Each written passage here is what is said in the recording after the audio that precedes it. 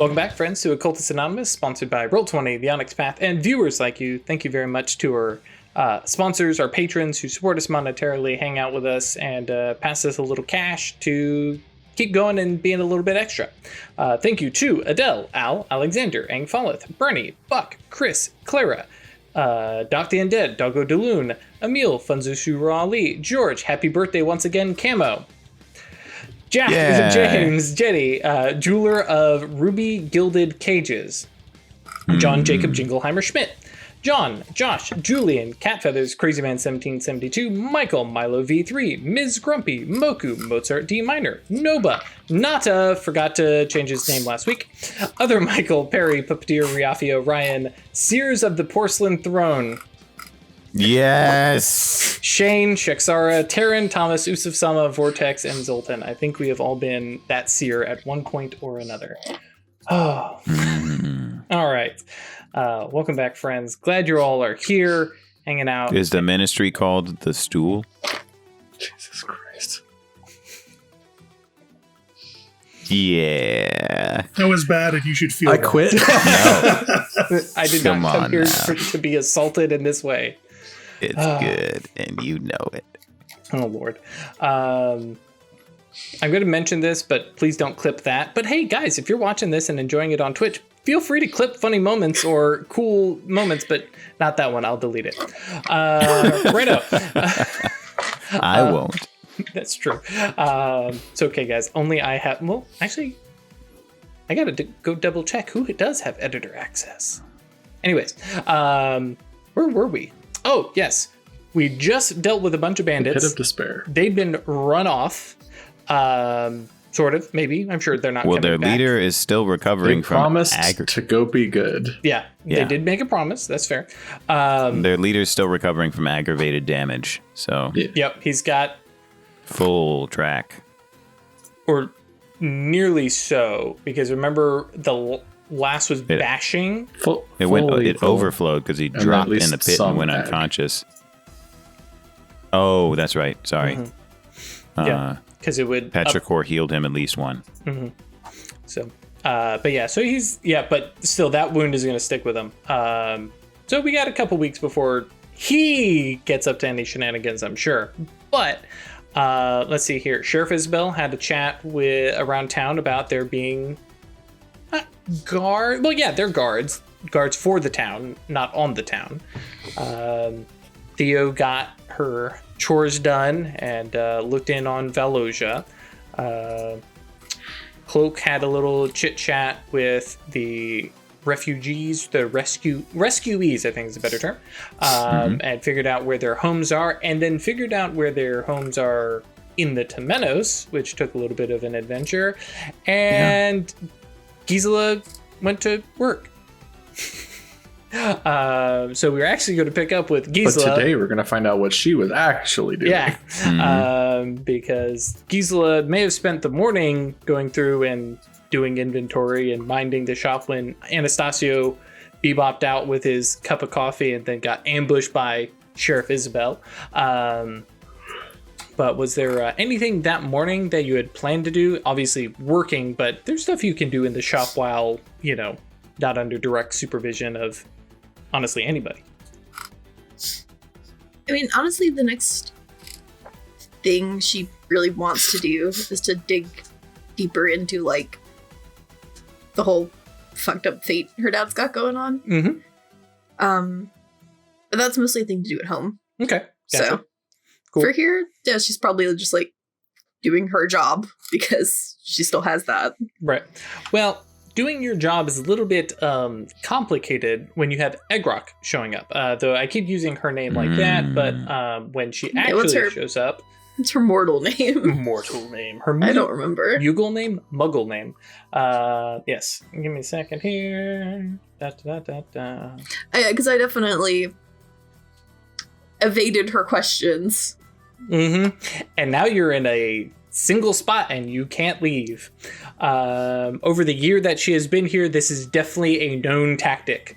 She will ambush you in your sleeper personas and where you are doing normal sleeper stuff to have conversations with you. And obviously, being a member of the Mysterium. She's very much about keeping the magic secret, but she will definitely be asking pointed questions or trying to figure out what you were up to. Or as Catena Valario walks in to the shop, shadowed closely by Benito, to refresh everybody, early and late 50s, lean, looking like a matched pair. And while she had arrived in all black, she doesn't actually stick to that attire because that would be rough. But she does definitely favor more somber, darker colors, very Moros through and through in the stereotypical sense in terms of dress, even when she's being Catena? I think it was Katina. Katina, yeah. I'm looking at the spelling here. No. Just drop I'm pretty sure you said Katina before when you were saying it. That makes sense. But yeah. Wait, why am I not grabbing that? There we go. Classic DMing. Classic DMing. Created name so complicated even you cannot pronounce it. Or more specifically, failed to write some pronunciation guide that it could go a couple different ways. Yeah. But yes. So she comes in with Benito behind, and this being the old style of shop, doesn't go start picking the stuff out herself. That's what the shop boy usually is for. But in this case, she comes over and sets down a very neatly penned list on a, not penned, but chalked list on a little chalkboard, sets that down and says, you can get this, at your convenience. And she steps back and just watches like a hawk. And there's probably, at this point, it's not like dawn, it's probably 10-ish or so, but there's been people who've come in and out of the shop, and she's just biding her time, because she knows you can't go anywhere, and she is waiting until everybody has left, and so it's just you. And basically the last person leaves, and Benito's a gentleman and comes over and opens the door for them and shuts the door, and then he just stands at the door with his back to it, just to block in case somebody opens the door. Oh, excuse me, sorry, and has them. She's like, why does this feel like an intervention? Well, yeah, a little bit of intervention, a little bit of ambush, and it's very. I can drink as much as I want. Right. It's very clearly like rehearsed and practiced, and they've done this probably to Gisela a couple times. It's just like, yep, this is where this. Okay, well, let me just start getting the stuff down. And once the shop is clear, she looks over and steps up to the the counter space or whatever. Actually, I guess it doesn't necessarily even need to be a counter, but I feel like I've seen this style of shop where you have just like walls and shelves, and then in the back, like behind the counters, we would have all the cloths. And yeah, I like that. So she steps up, and her face shifts from the like good-natured and like curious historian, and is trying to explore and understand people who come out to the frontier, and all of a sudden just it switches into like professor mode, and she's about to quiz you. She says, so tell me about the bandits. There were a lot of them. Rilla and I found them initially when we were out. We went out hunting, legitimately. Like, there's a look, but she's, I mean, yes, I did, yeah. And yeah, we found a camp. We found people in the camp, got them out. And the storm that showed up? I had nothing to do with that. Do you know who did? And it's definitely that's one of those questions of she knows who did, but she's See,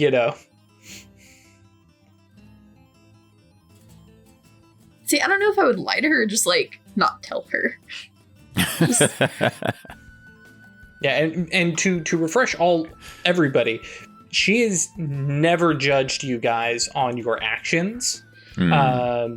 She's made it very clear over the past year, she doesn't care what you all do. This is your territory, this is your place, she is here as a guest, but she definitely wants information about what's going on so she can stay aware, and also if anything interesting shows up, she wants to be able to jump on it. And there's probably been a couple times where something weird has happened in town and you all may have like not noticed or not realized, and all of a sudden she's over here like doing magic, shielding it away from the sleepers, but also investigating it herself. And you realize, oh shit, that was a thing. Fuck. And she, at that point, she's, a big vulture like looming over it, not letting you guys near it until she's done with it. And some of those situations, she's cataloged it, figured out what it is, and then made it go away. Hey, well, to the question, yes, and I'm not going to elaborate. Yeah, there's definitely a touche kind of look where she's like, okay, and not going to press, okay. But yes, the bandits. Mm-hmm. We went back. We interrogated the leader. Did you happen to get his name? We have part of it. Definite look of disappointment. I wasn't interrogating him. Who was? The others. Absolutely. I'm absolutely here for this. She nods. She's like, yep. Keep giving me the half truths. Because if you ever lie to her, it's good. Yeah. Okay. And they had been being bandits, and in the course of banditry, kidnapping people and performing ritual sacrifices to their gods. And I love being like, what?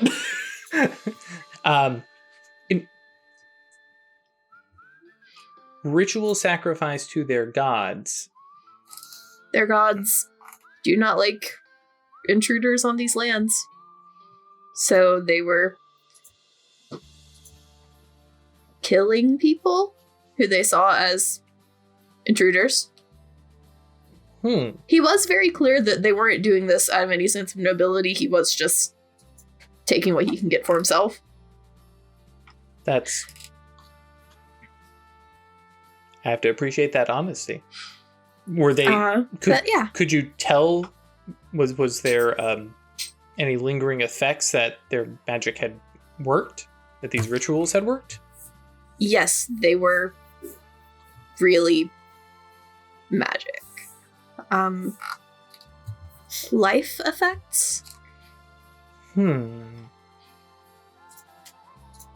One of them got shot and then got back up and he healed.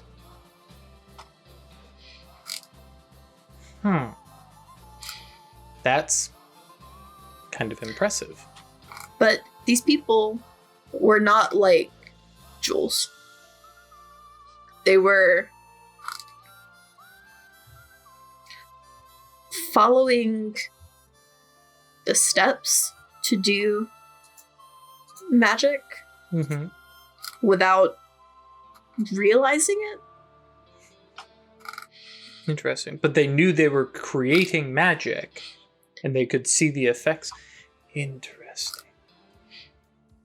Yeah, I'm trying to figure out how to word like that. We know we were causing paradox by doing magic in front of them. But yeah, for out of character purposes, you explained that they were definitely sleepers and doing magic and not necessarily super. Okay. Sleepers doing magic somehow that were not like sorcerers. Right. Sleepwalkers like Jules, right. Okay. She nods. She says, it's a very fine line there and a small fraction. Interesting. We took their ritual implements in the hopes that that would prevent them from. Chris. We're not giving them to her.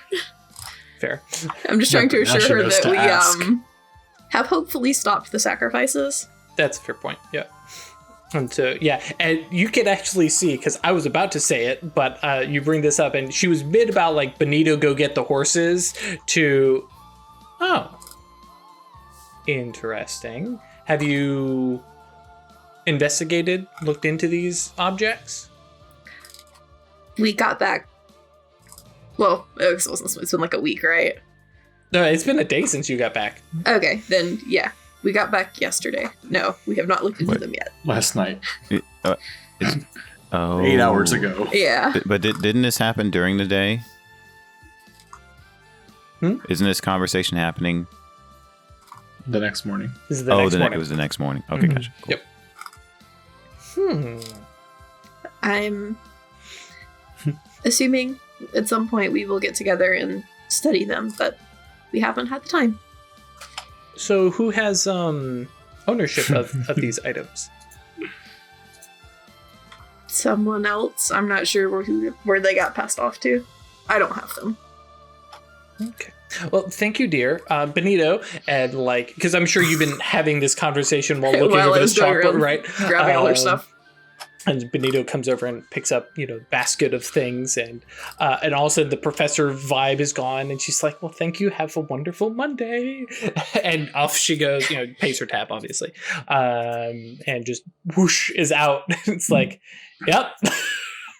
And generally speaking, that's most of how any of your interactions go. She comes in, asks a bunch of questions, and then goes off to do her own investigation. Actually kind of just to set the tone for the rest of the group as well. Do most of you do kind of follow in that same vibe that, Gisela does? I'm imagining Chris is like, I don't answer nothing. Yeah, okay, that's kind of what I thought. But what about for Cloak and Theo? Oh, she's definitely here as a spy. Right. So I mean, we know that. right. I'm just not going to lie to her. right. And that's how much information do you divulge and give? For Theo, I think it would be more transactional. Mm-hmm. I'm If not she answering gives a question. yeah, we'll trade information, but I'm not volunteering anything. Gotcha. Cloak, since they came, has softened a little, obviously, in his appreciation for them as people, but his stance has been just as blunt and aggressive. So whenever she asks questions about mysteries they're investigating, he'll respond like, "Why do you want to know, and what exactly do you want to know?" And if she asks a question, he'll say, "I'm not going to tell you that. I know, but I'm not going to tell you." Or, "This is the reason. Don't ask me any more questions about that." Gotcha. So we'll give some answers, but it's usually terse, quiet, and withholding the majority of the actual information. With a few exceptions. Mm-hmm. He has been consistent in acting upon what he said when they first came, which is, if they approach him and the others from a position of respect and humility, and they request assistance, request something, and make it clear that they'd be willing to compensate, at least in goodwill and trust, then he's completely open. Gotcha. But the standard mage approach of, "Ooh, I want to know what you got. Can you tell me?" He is a stone wall. Gotcha. But if they come and they say, "I'm really curious about this, and I'm sorry how I've treated you before," he's like, "Okay, what would you like to know?" Gotcha. Okay. So It's really binary for him. And for Isabel, it's like because Isabel doesn't have any ways, no prime or no death or whatever, to know like how advanced their arcana is, and hasn't interacted with them enough to know what they can do. So anytime they've come to Isabel, like, they get rebuffed really quick, but just the imagined difference in study level for Isabel means that, like, the fact that she's interested in something means it's something worth studying. Right. and it's because it's novel enough for her to still care. Right. So And definitely we don't want to give it away. right to put the fiercest vibe on it. When you see one dog going after it, all the other Right. dog. Yeah. Okay. Exactly. Gotcha. And of course, if it's a thing you have, you're not giving it up because you're Right. going to wring everything you can out of it, and then you can have it. Okay. I dig it. I like these various levels, which also definitely was the reason why she went and talked to Gisela.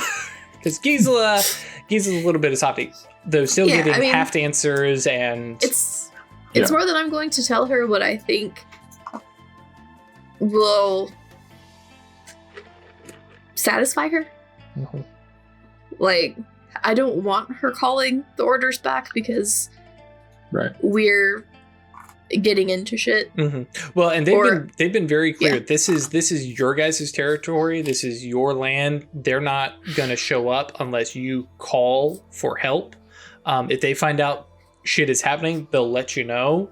And if you need help, then it's a transaction. And it's like, hey, it's back and forth. But for now, she's here, and multiple times she has, and is probably gotten on Cloak's good side, because she's more than happy to be like, no, I can come as a guest and ask, with deference and ask for stuff. But when she doesn't need to, she doesn't. So, okay, cool. I like that. Which does bring up who does have the knife and cloak. Isabel. That's what I thought. Yeah, I legitimately didn't know that. Right. so- Yeah, I thought it had been because she's the one who picked it up and had no reason to set it down or pass it off. So Yeah, Cloak was going to come get it from her, or get the information he needs about it from her. right. But he doesn't need the physical objects. So in order Right. to investigate it the way he wants, he just needs some information from it. Whereas the physical objects and the things that live within them are more interesting too. Yes, exactly. So they have an obvious unspoken understanding about that. So. I appreciate we have this yep. Petrichor got the physical side of things, and Legba got the astral side of things in the divorce. Cool. Jules does swing by the shop because A, he works there, but B, also to just kind of check in and touch his base and make sure, oh yeah, you're good, fine, all right, terrific, and goes through and more or less ends up relieving you sometime around lunch. So if there's anything else you would do now that you were free, notably Rilla starts teaching at shortly after lunch, we determined. Right? Yeah.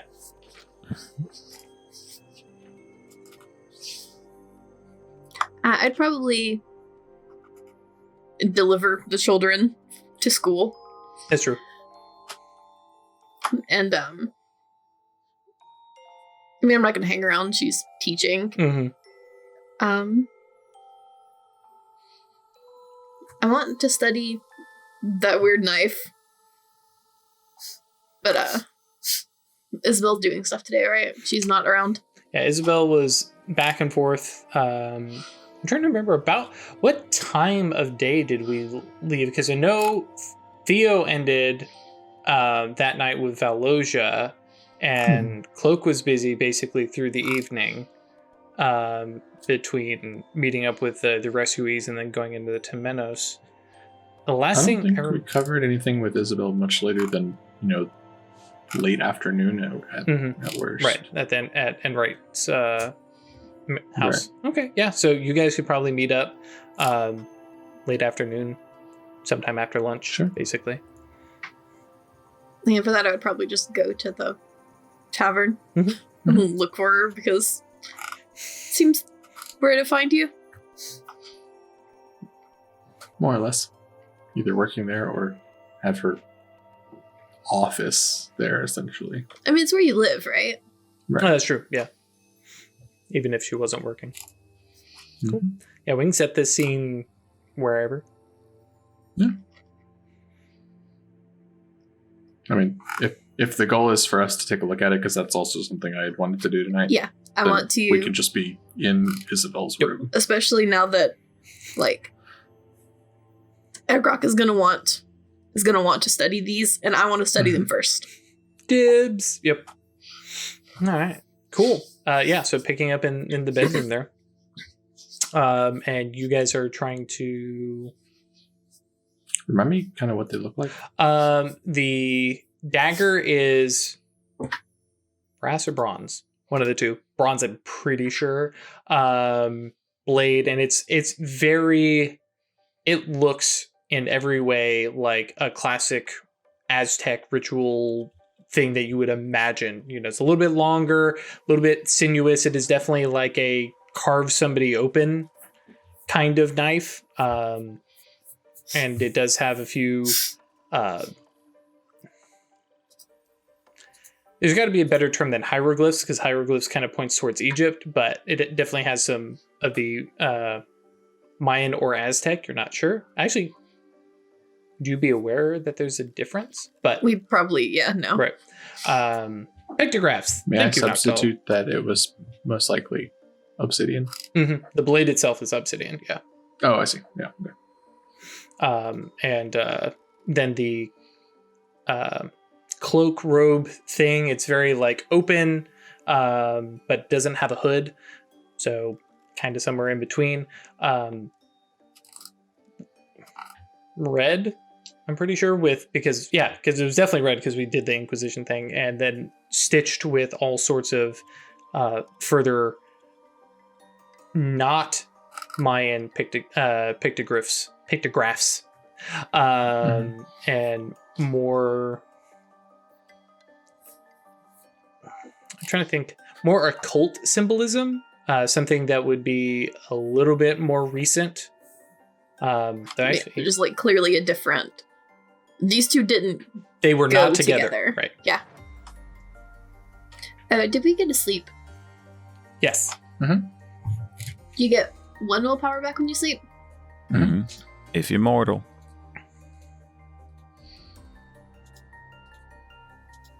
Yeah, so this would be Okay. Aztec. I scoured strength to get through mana and took my single willpower. Okay. What was that, Chris? I said the name of the dagger is a Tecpotla. Oh. Perfect. You want to copy and paste that somewhere where I can remember it? But yes. But yeah, basically I want to scrutinize these with both Prime and Fate. Okay. We'll definitely do actually one or the other. I want to look at them with time too. Like, awesome. Oop. There it is. TL in like Aztec pronunciation would be like a TLUH sort of rendering. So it's like tla. Yeah, so going back to Ash, you got to pick which arcana you're starting with, and then we can definitely proceed from there. I do believe is going to be a mana to do focused. Where's my trait? There it is. Willpower. It's a willpower. Thank you. You can spend mana for successes. That's right. Yep, additional successes on the potency. Do. All right. so is that like? So basically, I can only do it once. Using the multiple arcanas, I'm totally okay with you looking at it in multiple angles effectively, but each of them are going to have different opacities because, studying a chasm with math will give you certain things. Studying a chasm with geology is going to give you very different stuff. Yeah, it's just that I only have 1 willpower to spend. Mm-hmm. So I can only pick one track, right? Mm-hmm. For now. I'm really interested in M Prime. I'm more likely to succeed with Fate. So I'm going to go with that because I am still exhausted and don't really have it in me to break into this really hard. Sure. Okay. And then Chris, you said you were also going to start doing some scrutiny, Take a or look with some spirit and just see if there's something living in them. Okay, so just starting with active mage sight first. Okay, Mhm. cool. Yeah, we can definitely do this at the same time. So for Ash, go ahead and roll your Gnosis plus Fate. No negatives. I got to remember that. The opacity on this is 3. So you'll have to get 6 total successes. 3, then 2, then 1. Also, remember, if you have a path tool that focuses on seeing, that you can count it as an equipment bonus. Yep, which your Do your Hagstone scrutiny most rolls. definitely counts. Yeah, so is that just like a +1 Mhm. or what? It's a Okay. +1. So I can just roll one more and see if that's a success. Yes, please.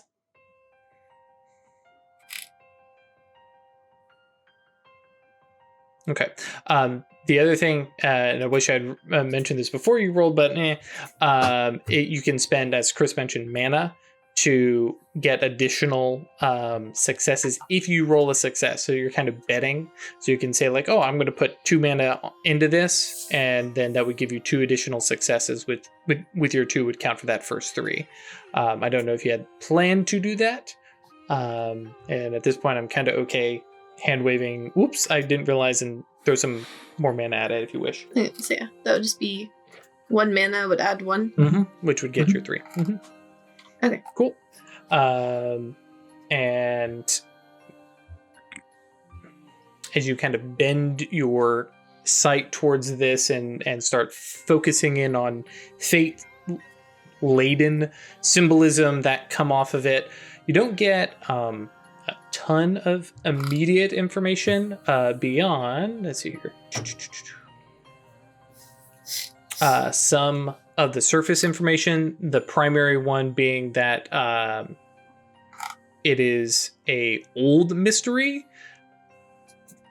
century or more old, and then the fact that it is not tied to awakened magic.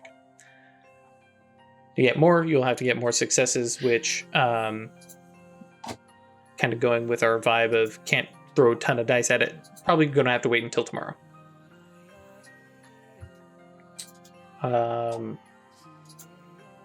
Petrichor uses Spirit Sight to actually look at this thing, and immediately you can see it wouldn't be slumbering, but a spirit of sacrifice that, Let's just say blood. But blood, actually, that's true, because sacrifice would be more Goetia, but yes, blood or blood. And I'm trying to imagine what it would look like. I was about to lean into some like Nosferatu vampire vibes, but I think it's just more of Like a leech. Oh, actually, I dig that. Yeah. Like a slightly. I mean, it could be as much as like a puddle that dangles off the blade. Yeah. Hey, you're the spirit mage. That sounds good. And it's just like continually dripping off of the blade to a puddle and just never seems to end. And you have a sense of. Well, actually, no. Just turning on your mage sight, they don't see you. You have to spend the mana and interact, right?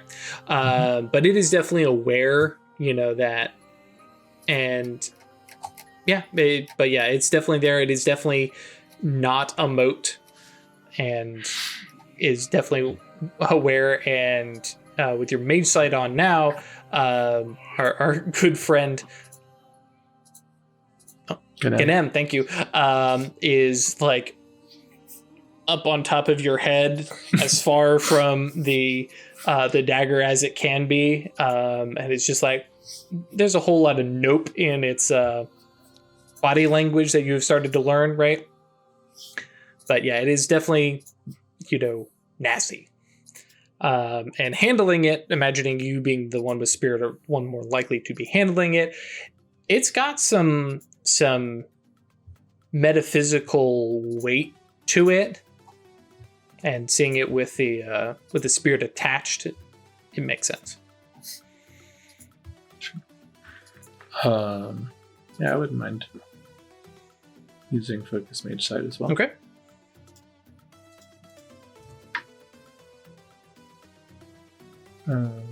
What is my opacity for spirit? For spirit, ooh.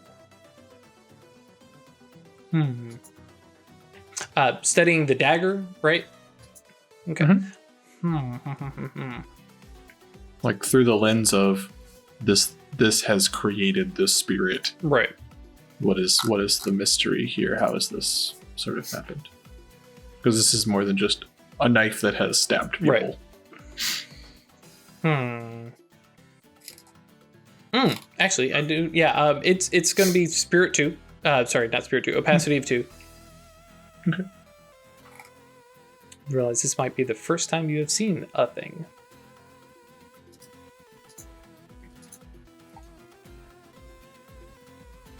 I'm gonna spend. Can mana push it into an exceptional success? I Or don't no? think technically, but I'm also kind of on board with it because it means that you're going way over. Yeah. What did I don't just see do? any reason why it Yeah. wouldn't. Oh yeah, actually Yeah. that's true. I'm gonna- It's still I'm gonna spend. It's still successes. Well, I can spend 2, right? Because per turn. gnosis derived from Yeah. it. Yeah. You're at Gnosis too. Yeah.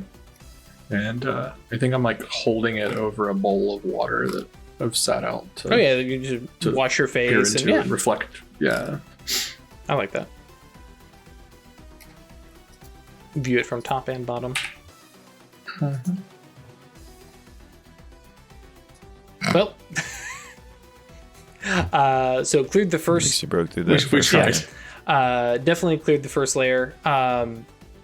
The initial mystery that you get is it's a couple centuries old. Right. There's no awakened magic. The other thing I will give you is that the spirit is intrinsically attached to the dagger, a little bit more so than like Ganem is tied to your flute. Mm-hmm.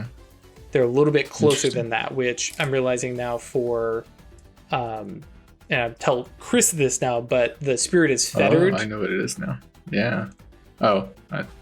Yep. I thought it was gonna be a fetish, but yeah. Oh, that's true. No, I think it's just fettered. But yeah, but I think for Petrichor, it's not quite sure what that is because she's probably not come across any spirit fettered into an object. So, but yeah, that'll be opacity 2. Maybe I think I'll write down a note here, but I think we'll set the opacity as the thing that slows things down. So 4 is like stuff that may take weeks between Right. investigations. 3 being something that's days, and then opacity 2 something like hours. Yeah. Seems fine. So yeah. I think that's that being the interesting thing. Isabel would relay that and like, hey, it's there's a spirit attached to it. You know those ephemeral entities that you really don't like? Guess what? I don't understand what that means. Like it's stuck in it. Maybe? Well used and well loved, especially items, will tend to develop spirits. I mean, everything Yes. has one, but this is not.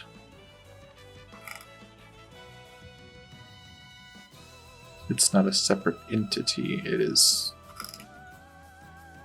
like they're tied together, attached somehow, like metaphysically.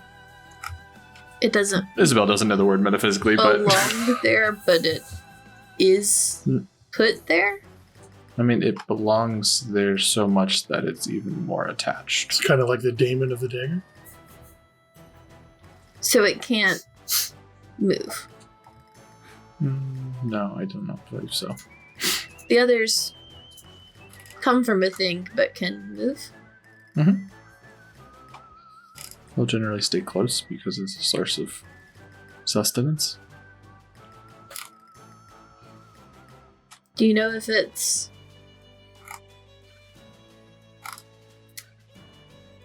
if it came from the dagger?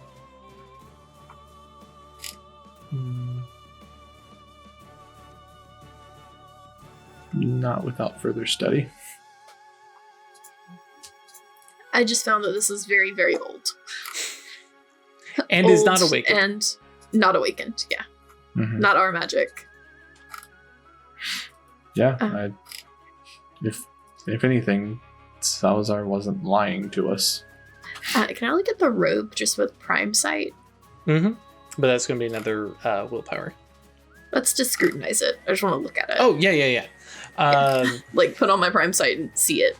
Sure. To 1 mana. But looking at it, there's no awakened spells on it because that's the thing that Prime picks up. But it appears to be a pretty exceptional yantra of some form.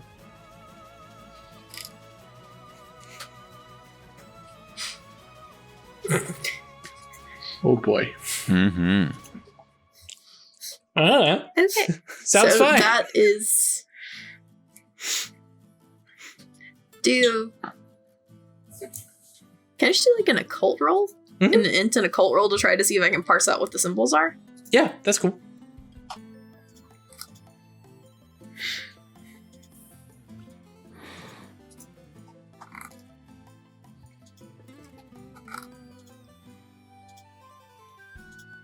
All right. 2 successes. So yeah, there's 5 down each side. Symbols that you don't recognize, but seem vaguely familiar, like you've seen the language before. Once with the 2 successes, you kind of realize these seem similar to high speech. Some of the like high speech runes that you have seen, and weirdly, there is. Like looking over the thing, giving a pretty like detailed investigation. There appears to be another rune that was on the back, kind of back here, but was picked out. Like the thread. Or embroidered. Yeah, the same thing. Yeah, they removed it. Mhm. I think maybe Cloak should look at it. Restoration. Yeah, Cloak should look at the cloak. Why not? He's better at high speech.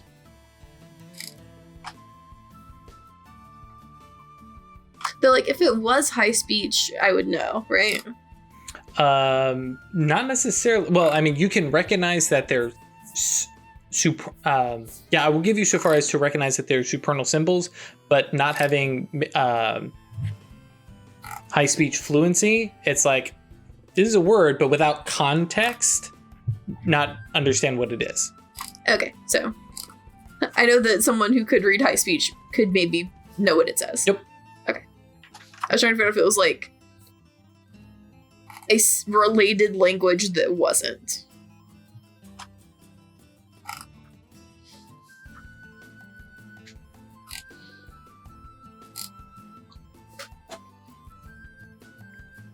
Yeah, I definitely want to have Cloak read it. Mm-hmm. I'm sure he would be fascinated. Anything else you guys do while you're chit-chatting? I'm sure you probably inform Isabel that Egg Rock is going to be coming for these.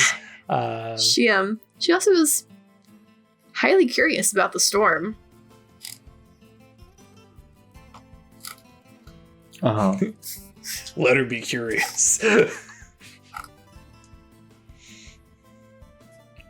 If at this point she doesn't know who made the storm. I haven't told her, but she probably knows. Good. That's one less question she'll have to ask me then.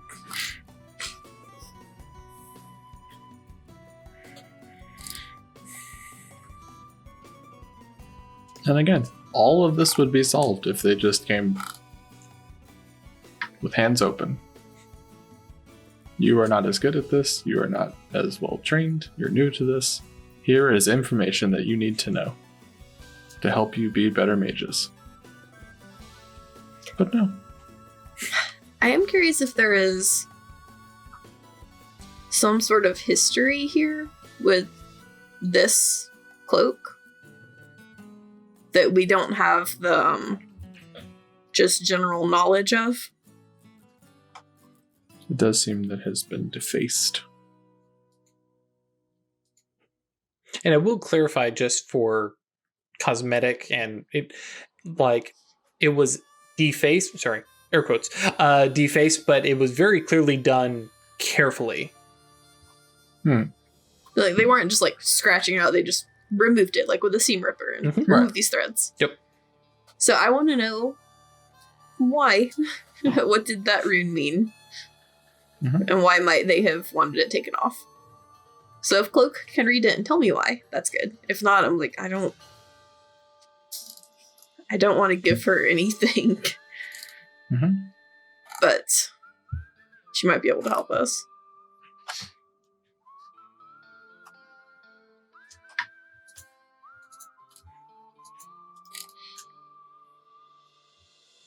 Cool. So you guys wrap up there. Trying to see. I imagine Rilla probably checks in on Gisela and well, actually, probably both of you because you'll be at the tavern. And says, "Don't worry, you guys enjoy your meal," kind of thing. I'm going to go get everything I need to know out of Theo. Because it's real hard to get that detail out of Theo. But it's also a chance if you guys need to let her know about anything. Otherwise, I see us moving on to the next day. Quick conversation with Villa. Oh, yeah. As we're exchanging. So, at a pause of the conversation, Theo looks at Villa and says, "You guys, when you were with the professor, you guys studied the sky a lot, right? So you guys know a lot about celestial movements and things like that?" Oh, yes. I need an eclipse. I have no she idea pantomimes pulling out of her pockets. Yeah, I have no idea how to figure all that out. I need to know when and where. It's definitely doable. If I had Mortimer's, because and she makes a point of calling him Mortimer now instead of Mr. Bethune. But if I had Mortimer's records or something like that, or there's university nearby, somebody who's got a big set of calculations for that, I could tell you when one is or will be, or yeah. Okay, I have some ideas around that. I can probably figure that out. Okay. Thanks. Hang on. It she chases you down a step. It's like, why do we need an eclipse? I feel like that's a thing I can do. Figure out. I'm trying to find happen. it, if it's a boon or something, because there is one that calls out eclipses. Miracle. No? Yeah. And there may be one that, does something. Yeah, but feel free to look through. You can. But because Rilla's like, why do we need an eclipse? Or why do you need an eclipse? There's a mystery that I need to unlock, and I need an eclipse to unlock it. And she kind of gives you a look, and clearly saying just there's a mystery. You're obviously you're not divulging. And she straight up gives you the Frodo, "Okay, fine, keep your secrets." And Don's like, "Okay." Well. And Theo looks relieved when she does that. Yeah. Because if she was oppressed, she would have dumped. But yeah. Right. When and she mentions, she's like, "Okay, well, I'll see if I can figure something out, and if you need help, let me know, and I'll think if I can make one. I mean, I can do clouds a little bit, but I mean, we just go to Petrichor for that. But now you have me thinking." She's like, "Oh crap! Now I gotta. Is this a thing I can do?" But do you remember when you first awoke?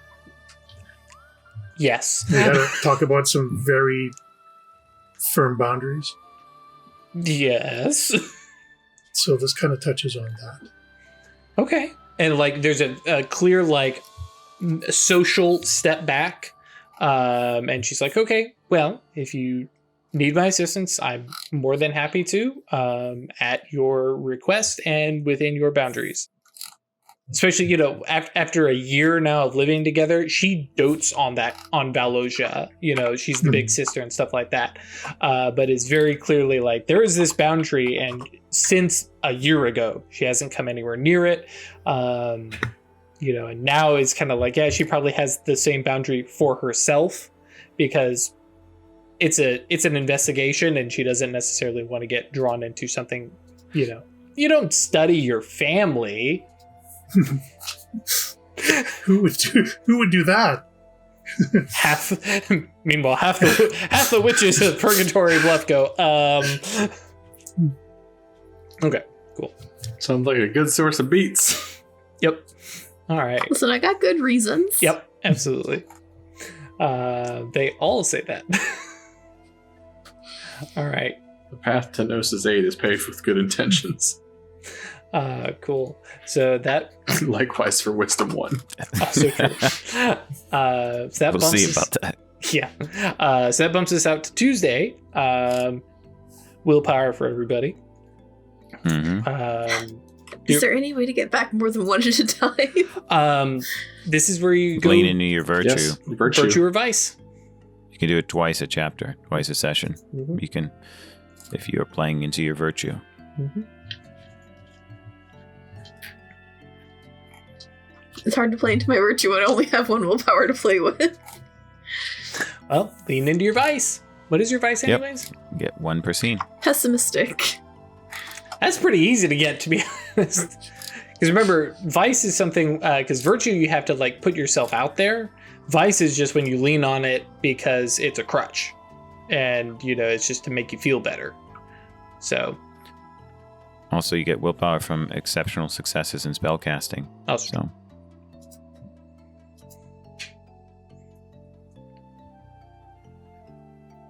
That's one of the big draws of a praxis. Mm-hmm. Cool. So Tuesday, willpower, and I know.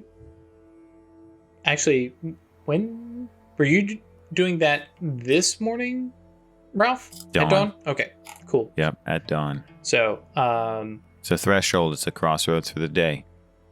There's a lot of symbolism involved. Mhm. Turning from night into day and night and day into night. I'm trying to remember because you just said, "Oh yeah, there's a crossroads outside of town." Right? Yeah. Okay. You will find it. Yep. And I have imagined it is probably the road that it's probably outside beyond the ward, and it's a little bit of a trek because it's where the path down from Fort Leon and diverges, and you have people heading south towards Purgatory Bluff, but also people continue out west for more frontier. And so, yeah, it's a bit of a trek. And I would imagine you go to bed early and then get up earlier to get out there ahead of time. Because Cloak doesn't cheat with spells. Nope. Okay, cool. There's a consequence. So yeah, bright and early, dragging. Question: what do you tell because you're not going to be there for your start of your shift? Do you let people know ahead of time, or are you just gone? Yeah, so we didn't have an opportunity to handle that last session. Mm-hmm. He would have done that the night prior. Mm-hmm. And he would have, at that point, said, everyone knows how to meditate on their own. Mm-hmm. So he would have said he's just not going to be there that day because he needs... what he would say is he needs to be present while Legba helps people get where they need to be. Cool. All right. Yeah, and so very, very upfront with the cult, with the Maroons in general, that, hey, not going to be there. You guys got this. And yeah, I'll be back when I'm back. Okay. Cool. I don't see any reason to play out the travel monologue of so you walk. Cool. But is there any preparation you do at the crossroads? Because I imagine you beat the miners there, because obviously you got to. Is there any kind of preparation you do at the site? And because this is the same crossroads that you would use any other time. Okay. That's exactly right. Yeah, there is some preparation. So he has brought with him 5 links of one of the chains that was in the things that secured them at the camp. Sure. There weren't necessarily any chains, but sure, there were now. Oh, there weren't? Okay. Yeah, because they were just in a cage. Okay, sounds good. Then they're just chains. They're links from his chain. Sure. And because it's hard he doesn't have the matter spells to remove them, and he doesn't have the time to forge them again, he's used some precise space magic to separate the links. I mean, so that, break boundary would allow. Yeah, exactly. Mm-hmm. Perfect. Yeah. Love it. Yep. So that ding, ding, ding, so that they're all separated. But there are 5 of them. Okay. And one thing I've been thinking about for the week, I don't know if he'd really want to do this, but he could imprint his nimbus on those links. Well, if it's from his chain, I mean, he's got a pretty good connection to them. Okay, great. And Perfect. he's already, and technically you cast a spell on them, so they have the nimbus for a little while anyways. Okay, gotcha. Just it lingering might be useful for something he's thinking of later. I'm trying to remember, is it just a mana? I think it costs a mana to do that.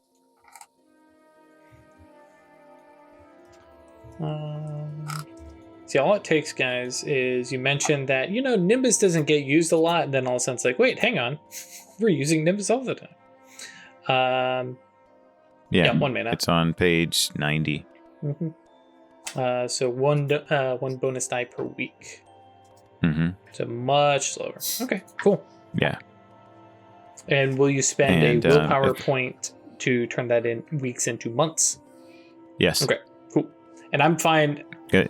Because in my head, just because Cloak is a smart person, goes, I'm going to do this first, then I'm going to separate them. Yeah. Exactly. Cool. I like that. So, and as you are probably assuming, this is going to aid Cloak in making sure that they're okay. So, cool. All right, great. So yeah, that's his preparation. Cool. 5 links from his own chain, imprinted with his signature nimbus, to linger for at least 4 months. Yeah. Cool.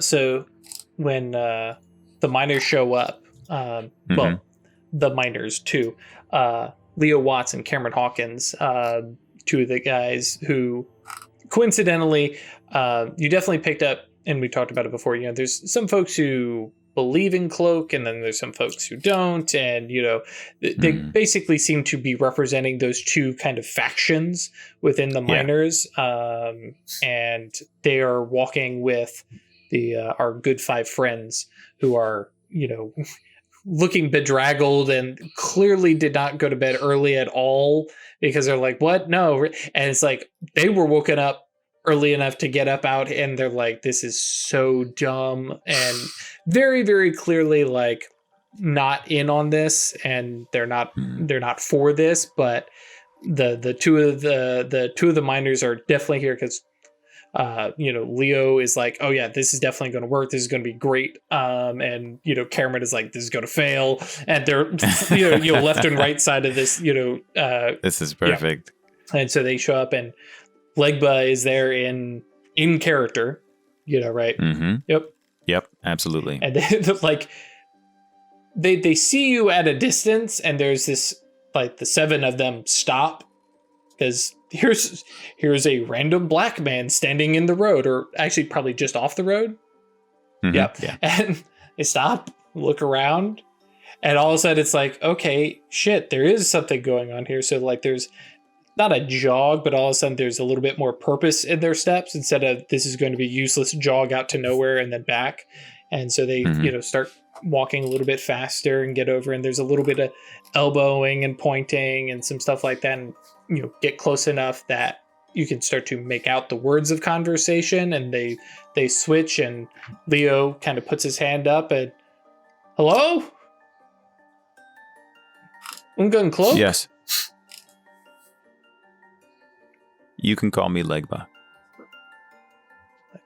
And very clearly, like, as he's closing the distance, is recognizing, oh, this is not Ungun Cloak.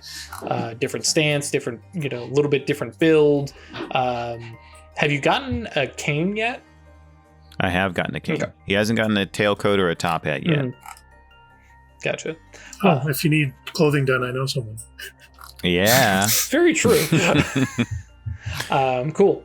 So yeah, the 5 of them kind of walk. The 5 of them are kind of ushered forward with Leo and Cameron kind of following behind, and Leo calling over, and I brought them. Good. And like Leo drops back a little bit, like respectfully, like giving space, and like reaches out and like pulls on Cameron Hawkins and slow him down. No. We're just and very clearly giving space, and we're just audience members. We're not participating kind of attitude.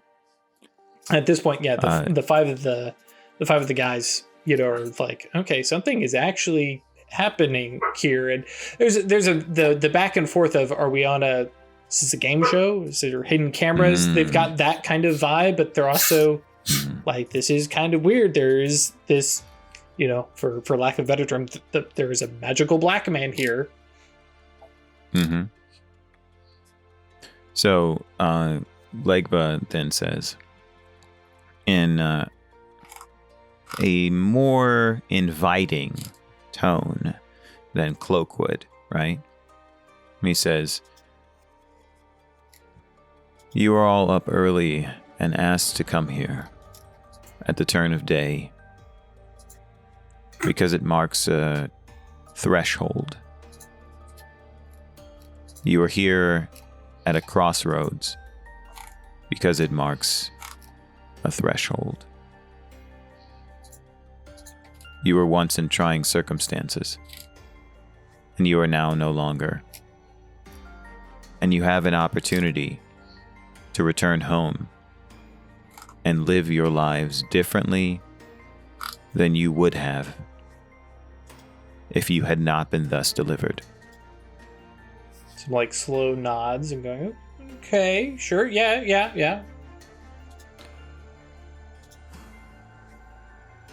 Please turn west to greet the sun as it rises. And like, there's a definite moment of which way. Oh yeah, the sun. Yeah, okay. Wait. No, east. Oh yeah, sorry. It's okay. I know what you meant. I thought Cloak was up to some fucking shit, I thought you were yo. going to turn west to look at the sun. That's some fake shit. No. That would be some funny shit. Or space, right? Yeah. Directions. Yep.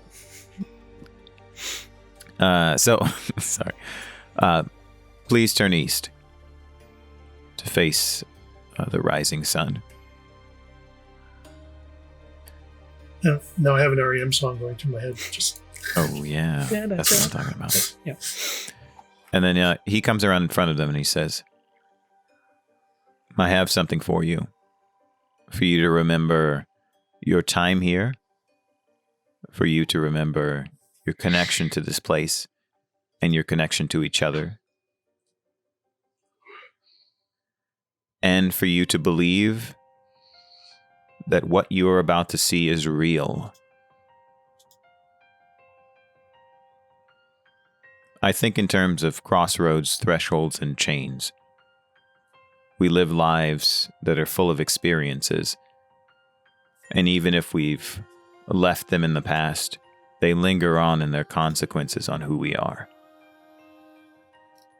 And so we all have choices about what kind of person we're going to be, and how we're going to influence the people we know when we meet them, and whether or not we give them an opportunity to learn from what we have to teach.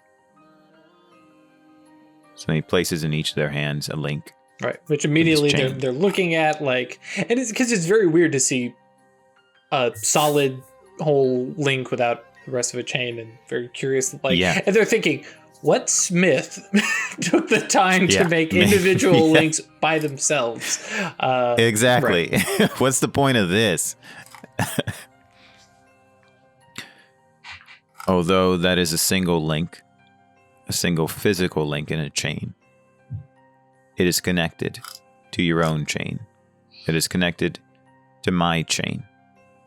It is connected, any motions to the other miners, to their chain. And it will forever be connected to Purgatory Bluff. Keep this place in your minds and your hearts as you return to where you want to be. And as you forge new links in your chain for the future, think of your opportunities to pay it forward, to help others get where they need to be. Watch like Frisco take his, link and puts in the coat pocket and is like, yeah, no, I got this. The others are kind of like, okay, and then hang on into their hand, or it slips into pants pocket. They're all like not nervous, but now at this point they're like, hang on, this keeps going. This, like, where's the prank? Where's the we gotcha? But they're starting to be like, okay, this stuff, something's really happening. So then he says, I will return you home from west to east. He turns to Francisco and says, you will be the first to step from here to there. Are you ready? Yeah. You may ask me any questions you have. Nah, if you can do this, I'm on board. Let's do this. All right. And so then he says, what you are about to see will not be something you see again. However, know this. If you are ever in need, think of this place. Dream of this place. Dream of Legba. And you may find your way back here. Yeah, there's some definite like, okay, that sounds great. They're like, do I really want to think about coming back to Purgatory Bluff? But so then they see, actually he doesn't need to close his eyes. They see a portal open to San Francisco. Yeah, which definitely causes some, well, what the fuck is that? Because of course it's opening to San Francisco, which, hey, if it's just now dawn in, Colorado, it's dark. Mm-hmm. And like, especially because I imagine they'd walked up, abreast of each other, and they all turned. Mm-hmm. And so they're single file, and there's like the heads peeking around each other and going, what? And especially no weird glowy stuff around. It's just a space, which I did mean to ask. We talked before about it being a space. Is it round? Is it square? Is it? It's a threshold. Mm-hmm. Does it have almost a door shape? Rectangle? Yeah, it looks like an arch. Oh, okay. More so than a door. Like something you'd hew from stone. Right. Just to mark a point of passage, as opposed to create a boundary. Right. As opposed to literally a door. Okay. Yes, exactly. And he creates it right in the middle of the crossroads, right at the intersection. Right. And so there's a whole lot of holy shit and what the fuck and stuff like that, because it's a dark space in front of them. And Frisco kind of looks over his shoulders and says, don't take this the wrong way, guys, but fuck you all, I'm going home. And like, it's a very tentative like walk forward, and because since they're facing the sun and there's no sun coming into San Francisco from this lit doorway, and they kind of, he steps in and kind of pokes his head through and then kind of steps in, and I imagine this is, some actually, it's probably smack dab in the middle of San Francisco. And like, of course, nobody else is up. And there's a little bit of town sounds, a little bit, but it's still a small town, and it's super early. And it steps through and kind of looks around and kind of shivers because there's a little bit of that cool air. And I'm home. Kind of looks at you, and like you can see like tears in his eyes a little bit, and he's like, "Oh, holy shit!" And like starts stepping away from the doorway. He's not about to get yanked back or something like that, and just kind of waves, and then just like he's gone. He's running home to mom, kind of, you know. Yeah. Poof, runs off. All right. And Legba nods satisfyingly and then looks at the others. yeah, who are now like, let me go. Let's go. Behind them, Leo Watts is looking. Yeah, he's looking like, over. I just won a lot of money. Yeah, it's very likely there was a bet. Now, of course, the best part is like he saw it. Hawkins is going to deny it to his dying day. Totally. And the rescuees are just left. Like there's, They're gone. But and so you proceed through, and like by the end, you have the last man dropping off in New York City, and where sun has definitely been up, and like there are people who look in, just because I imagine it being New York City, and it's a threshold on top of a threshold. So it's some alley, some street, and he just steps out, and like people are looking and they see this, and there's definitely a whole lot of like, gawking, and what is that? And then whoop, bye, as it's basically Legba and the two miners who at this point Leo and Cameron, kind of step up, and they're looking around because like, well, shit, this is kind of cool. It's like, hey, that's New York City, and like you watch as like Cameron and Leo both have a moment where they're like, that's New York City. Like checks his pockets, and it's like, maybe not, but it's like, but Leo goes ahead and like looks over to you and says, can I walk through for a second? You have 1 second. Oh, that's true, actually, because they're open just so short. Yeah, so he doesn't even step all the way through. He just steps through, taps his foot on like cobblestone, and then like steps back, and zoop, and it's gone again. And, wow, and like, hey, Cameron is like, I've seen this thing. I refuse to believe it, but I definitely have seen the thing, and he's wrapping his head around it. And like Leo stumbles and tries to find like the proper way to like bow out and leave, because you've done the thing Legba was going to do, and so like there's this half like bow thing, and then like grabs Cameron and thank you, sir, and like moves off. Actually, yeah, he probably says thank you, sir.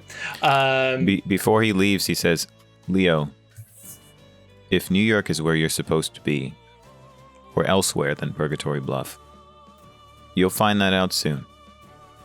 And if I have the chance to help you get to where you need to be, it would be my honor. Oh, no, I love Purgatory Bluff. I'm never leaving. All sorts of shit happens here. Now, once the mine runs out. But yeah. And so they head back. Without needing to know, I imagine that Legba can feel the sympathetic connections. Just that little, they're out there tied to your nimbus. Fantastic, and that was an experiment for him as well. This is the first time he's intentionally sent his nimbus to very distant places. To explore how connection feels in that regard. Right. So this is definitely leaning into him going to learn more about space and about magic itself. Or about the Nimbus. And maybe a few other things. Yeah, that's right. Because you just scattered fishing hooks across the world, right? Yes, he did. Just tossing your Nimbus out there. And notably, San Francisco and some of those other places, probably no stories going around. New York, whole bunch of people saw a floating hole in the and that's got a signature Nimbus left behind by that legacy attainment. It may not make breaking points, and it may not cause dissonance. Actually, does it cause? It doesn't cause quiescence. It doesn't cause any of that. Yep. It's So free they from the remember lie. it. They will definitely remember. Everybody who saw that doorway open, everybody's going to remember it. They're going to be talking about it in New York City. That's right. And that is where the subway began. Not that subway, the other subway, for those of you who made it to episode 160 of the Rookery. Or 159, whenever we talked about it. But, yeah. Heck yeah. Cool. And that's actually... He also hopes for that. Right. So yeah. Because Legba wants to create connections to other places and other people and other mages. So... exactly. No, not the sandwich company. God. So yes, that's 7:30 for us. Well, 7:30 for me. What other times for other people? That's our halfway point. There you go. Happy. So Twitch folks. That's coffee time. It is coffee time. So Twitch folks will be back in 5 or 10 minutes. Get up, walk around, stretch your legs. YouTube guys will be back in a blink. All right. So we arrive. Tuesday at a reasonable time of the morning as Legba returns from the crossroads. Again, probably walking back. Yes. Does Legba, well, at this point now, Ungan Cloak take over and return back to the mine to be the foreman? Or is it like, I'm taking the morning off? He's taking the morning off. He needs to talk to the other members of the coven. Cool. And he also needs to get some information about the Athame. Okay. And the cloak. Cool. So that does bring us to, do we arrange by word of mouth and, say this is so-and-so, and Jules is very good for this, basically arrange a coven meeting that evening or... Sure. Okay. A lot of nods. Cool. So, a little bit of mention here, a little bit of mention here. And it's like, yeah, we're going to meet up tonight, get everybody together. But Legba having the morning off, are you going to go find Isabella to see if you can study stuff? Okay. And then he's going to try and start looking for or exploring Salazar's tradition in the astral realms. Okay. And then is anybody else doing anything that morning besides normal sleeper stuff? No sleeper stuff. Okay, cool. Cloak gets, unless Isabel has a problem with it, I guess, picks up Cloak and Dagger and studies? Yeah, first thing he does is he's going to evaluate them with active mage sight. But double checking over with Chris, because Chris is currently the holder. Isabel is the holder of said items. So. Oh, I'm sorry. Yeah, let's do this in character. Sorry. Cloak tries to find Isabel. She's at the tavern. All right. And then approaches her and says, if now would be a good time, I would like to study Salazar's implements.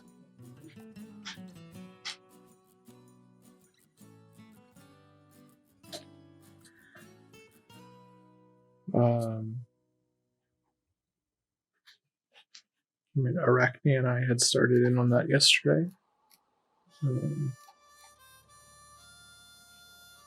It is a slightly different appearance to have you come up to my room to do so than it is for her. This is a good point.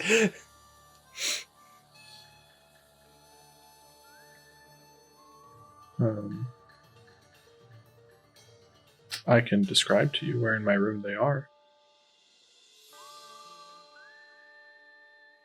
And you have the ability to see things, right? Oh,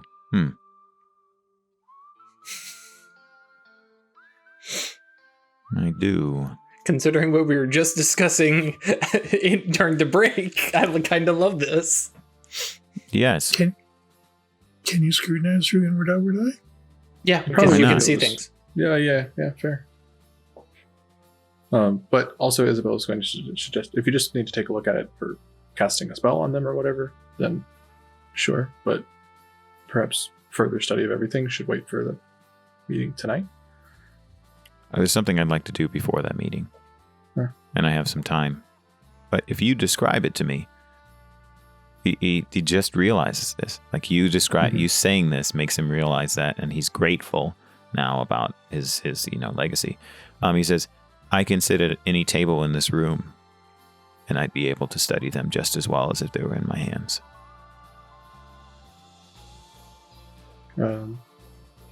I'll be in the center of the room, holding the dagger, and the cloak will be draped across the end of the bed.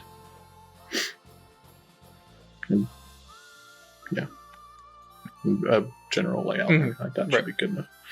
And then Thank you. heads back upstairs for a few minutes and sort of stands there as a hand model. Vanna White. Now, just to bring it up, do you want to go ahead and throw your another spirit investigation at this? Because it was just the opacity 2 to study over the dagger. She's specifically holding off. Okay. Until the meeting, because she and Gisela started in on it together. So okay, cool. Which item are you studying, Cloak, and with what arcana? So he is looking at both of them with mind and space, because those are the only ones he has so far. And he'll be picking up Prime soon. But, it's interests, and magical mysteries aren't the most important thing to him. But anyway, so figuring out what's going on with these two does matter. So he turns on Active Mage Sight, which automatically activates his 2 ruling arcana, mind and space, and he looks for signs. Well, actually, let me see something. Also, actually, since we were talking about it, I think I'm going to roll back a little bit on Mind Sight, and we can discuss this later if you're not on board with it. But I realized that it detects the presence of thinking beings, and I think I may take ghosts and spirits off of that list because they are more animalistic and instinctual as opposed to thinking. Whereas Goche are entities of mind. But it was just... I really like that. I mean, the higher ranking ghosts are thinking. I guess that's true. But I don't Like mind. a rank 1, maybe not. But I don't mind keeping the lines between the spheres like that. Well, I understand that. I understand the possible utility of it. The issue I have is there is a severe consequence if they're not treated like thinking beings. Then you're not manipulating them as thinking beings. Oh, okay. And then also, if you do manipulate them, then you don't incur the same consequences.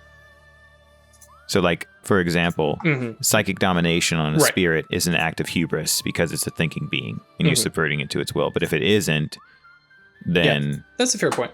Yeah. And so that's why it makes it uncomfortable for me. It isn't so much trying to limit the influence of mine and the overlap. It is that the possible consequences of not considering that seem unsettling to me. No, that's actually a very, very good point. So, yeah, never mind. But yeah, so mine does reveal that, hey, there is some kind of thinking entity hanging around the dagger, not around the robe. Okay. And then sleep, comatose, awake, projecting, blah blah blah, and space.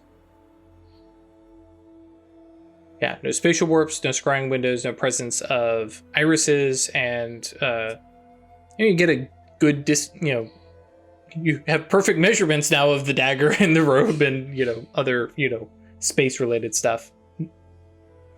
Okay, cool. Then the next thing that he does is confirm the opacity of the mysteries intrinsic to the cloak and the dagger based on mind and space. Sure. What information from mind or space would you get from that? Well, space, obviously, you'll be able to... no, because that's correspondence. What things would you be able to get from... so it may actually just be... yeah, I don't assume that there's anything specific, but that's, of course, how Cloak would approach it. Right, and it may literally just be opacity 1 for both of them. Okay, cool. I'm trying to think of the broader terms of mind and space.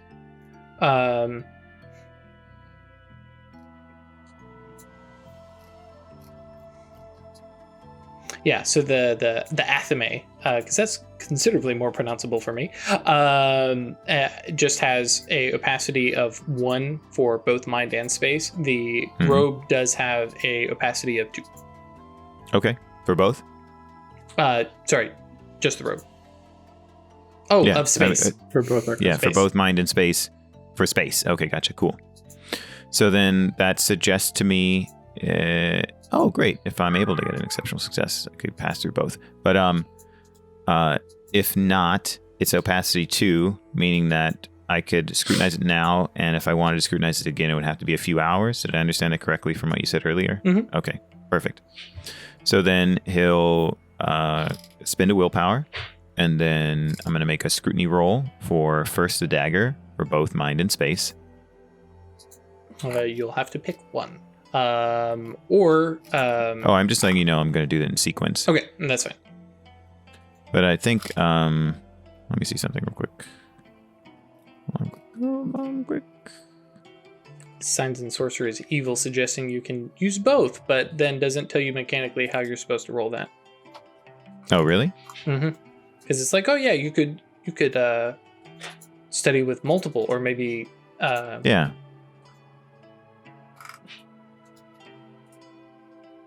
Yeah. It's like, wait, hang on. How are you supposed to roll that? Are you just adding, oh yeah, I'm going to study with my Death 5 and my Prime 1, and I'm going to get everything? I mean, I see what you mean. Put it as the same as a combined spell, lower plus or lower -2. Yeah.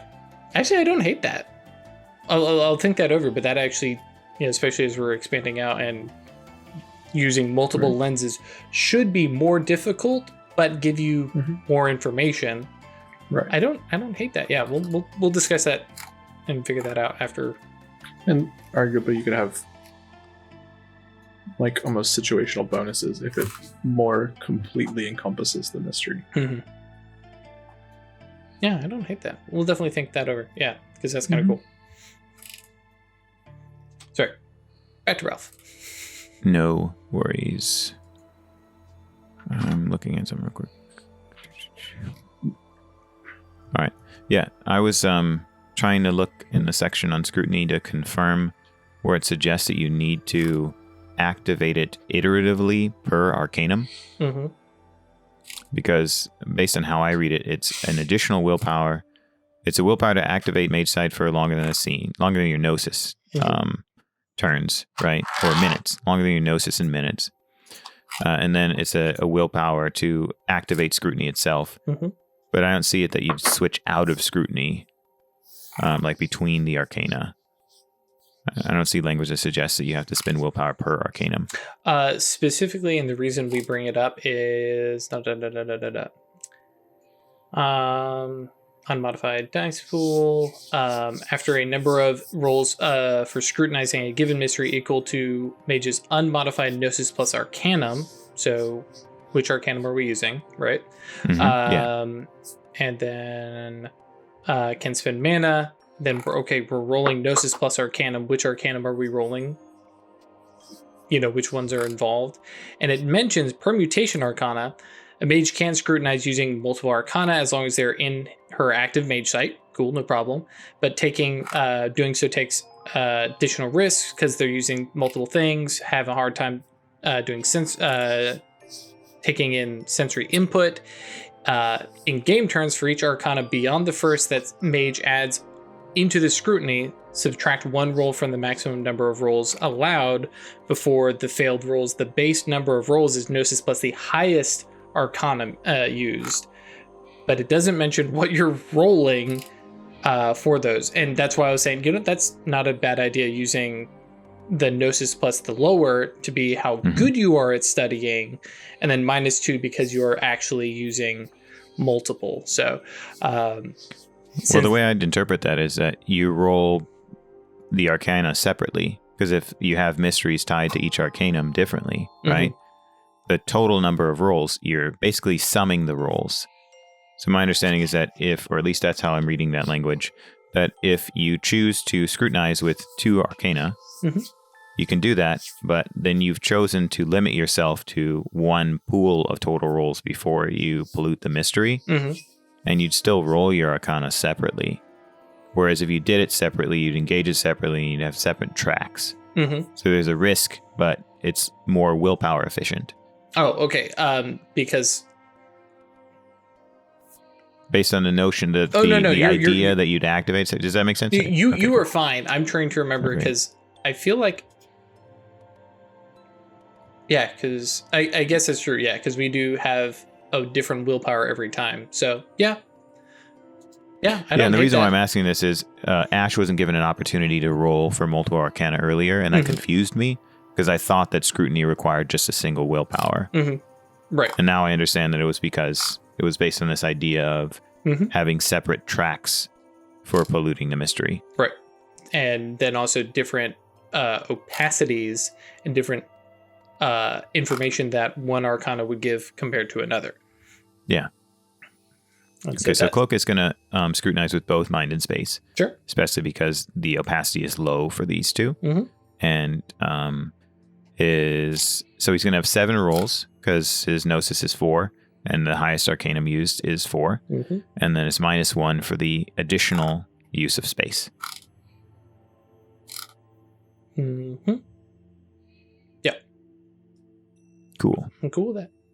So great. So let me spend a willpower. Done. But we're still having the rolls be separate by time. So you'd have your first roll with both Arcana here. Yeah, and so that's something that I'll have to think through and see. Because, I have no problem with that interpretation of the rules. I just now have to go, oh, hang on. My delay and stuff like that becomes different. Yeah, that makes sense. I was primarily, asking about this because at least for the Athame, right? Both have opacity 1, so he needs to get through those. And then he'll scrutinize the Cloak separately, right? So I'll have to spend another willpower there. But the opacity is 2 for just space, so he'd only be rolling with 1 Arcanum. All right. So he's going to roll Mind, Gnosis and Mind.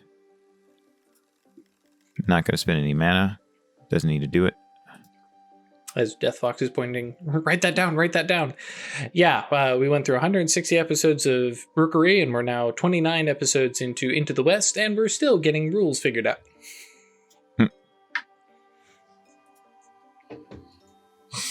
All right. Oh, so you're just spending the willpower to activate scrutiny? Yes. Okay, cool. I'm with you. Cool. And this is on the Athame, so that's the mind one. Athame. Go ahead and roll space, and we'll see if... well, I'm sure you'll get it, but that way we can go over both things. Yeah, we'll see what happens. Oh, yeah! Get your willpower back. Wait, I don't... Do you? I mean... Let's see. I guess that's true. Yeah, it probably wouldn't. Because... I think because it has a special... And it does have special stuff, and it's also not a spell cast. So, yeah, that's true. Yeah, it says that the exceptional success mechanics for normal extended actions do not apply because it's an extended action. You can choose one. Let's see. I don't think I need to... Ooh. So here's a potential advantage here. If I want, I could spend a mana to erase traces of my Nimbus if I didn't want Eggrock to know that I'd already looked at it. But otherwise, I can't think of it being relevant. So cool. So going through on the mind and space side, the obvious stuff, or the not obvious stuff, surface information that the others had discovered, that it is not tied to awakened magic. It is centuries old. The practice that created the mystery, or something that would be close to it, is fraying. Beyond that, additional information, not tied or similar to any phenomenon that you've studied before. Power level of the creator relative to the mage's gnosis. Well, we will definitely say it is greater than your gnosis. Not related to the supernal realms or the abyss. And mind and space do not yield any revelation of like how they are related to the power of the athame, other than space suggesting that it has how best to do, well, yeah, I guess it has an unusual number of correspondences tied to it. Oh, okay. Definitely gonna want to cast an improvised spell to practice the knowing on that. To kind of go with that, the fact that it is a item that is this old may also be a like clue of. Oh yeah, right. It's been passed through many hands. Could be lingering sympathetic connections. Right. All right, that makes sense. Yep. Yeah. Cool. Don't necessarily go through correspondence could be useful for other things, but yeah. Cool. And yeah, mind, other than the fact that there's some kind of, and your active mage side had picked up, there's some living entity or some thinking being tied to it, but that's it. And Isabel, actually, did you mention that there's a spirit on it to Legba? Okay, yeah. Cool. And then the robe? Yes. Cool. So you said it has opacity 2 for space, right? Affirmative. Great, thank you. All right, so this is scrutinizing this robe. Spend a second willpower. And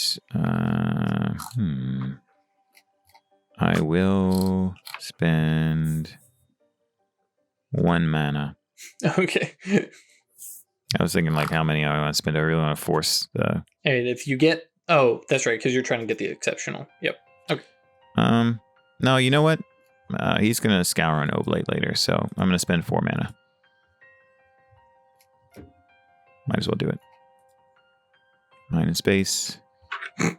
Oh man, that's hilarious. Throw the mana and it just kind of fades off. You and go, yeah, kind of.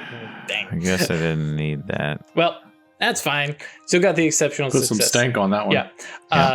So this was created via awakened magic. It is tied to awakened magic. The mystery is more than centuries old. It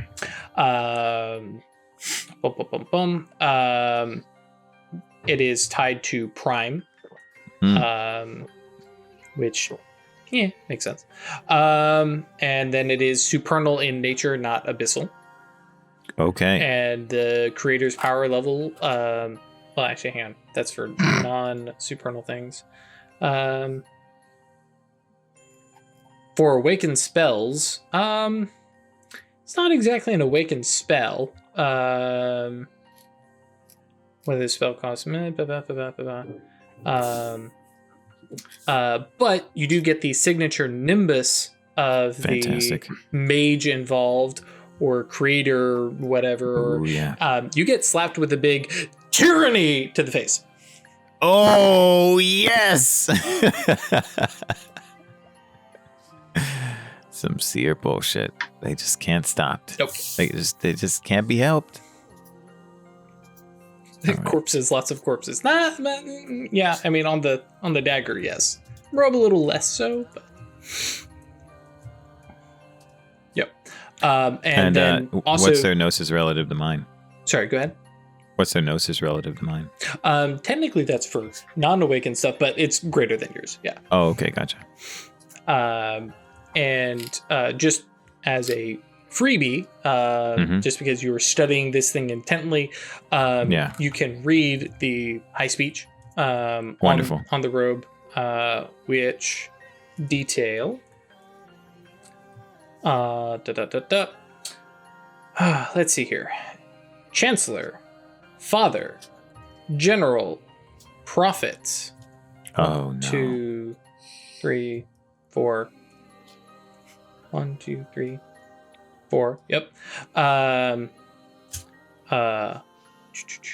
Monarch, Destroyer, Tutor, Surgeon, Hierophant. 1, 2, 3, 4. Is that 5?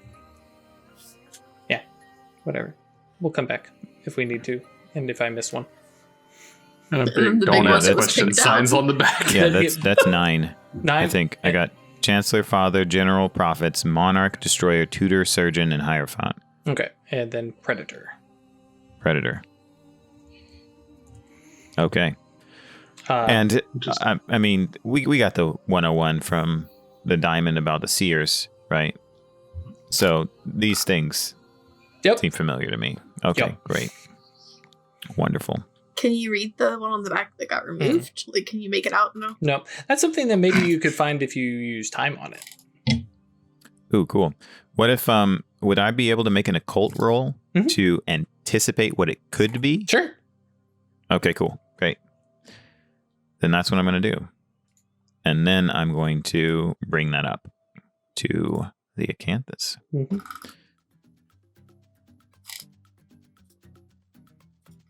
All right. Intelligence. Occult.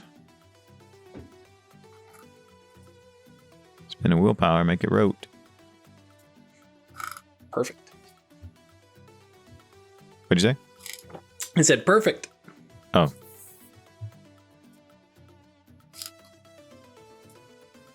Ah. 3 successes. Yep. And yeah, going over it, I will give you with 3 successes. You do not know what that is back there, and based on your conversations with the Diamond Order and the fact that it is on the back but then removed, since like you definitely have there is a gap in my knowledge, and this seems like pertinent to like there is something clearly here that you have not been taught about, or that the Diamond Order is missing. It's like, okay, hang on, there's clearly something here and we're missing it, or at least you're missing it and somebody hasn't told you. Okay. Gotcha. So my earlier suspicion was For those of you who are following at home, we all know what the 11th Exarch is, right? We literally just told you. So, yeah. Yeah. I mean, I just got that imprint. So he is going to keep that in mind. The nimbus he got from scrutinizing the mystery. And does he know what that would look like from knowing fluent high speech? What, tyranny? And yeah. Yeah, like this is Okay. yeah, it's definitely the symbol of the Exarchs. Okay, cool. Great. Fantastic. Then yeah, okay, cool. So he has that information. That can be and then now he needs to cast a spell of knowing, an improvised spell of knowing with space to perceive, to know the sympathetic connections. Oh no, he's going to cast a conjunctional spell of mind in space to know the sympathetic connections and want to be able to identify those that I don't know, would this work actually? Yeah, I'm about to describe it to you. I'm going to think of the words in which to describe it effectively. Okay, so there are two things he wants to know from this. One, just the suite of sympathetic connections that still exist. The second is any sympathetic connections that are related to Salazar, either through ones that he has put there or ones that have influenced him.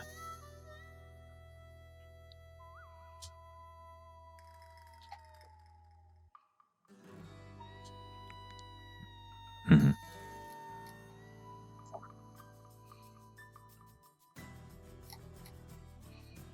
Okay. That's fine.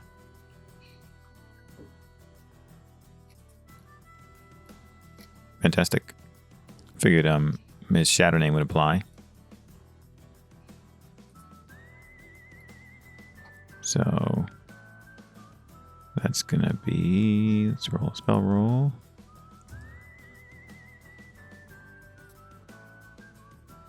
There you go.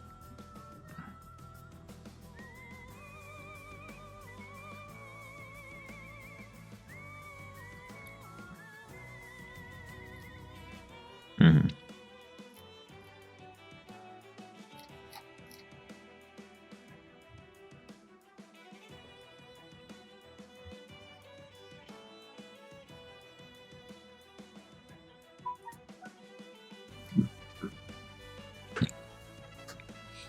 Yeah. They're orange. Yeah.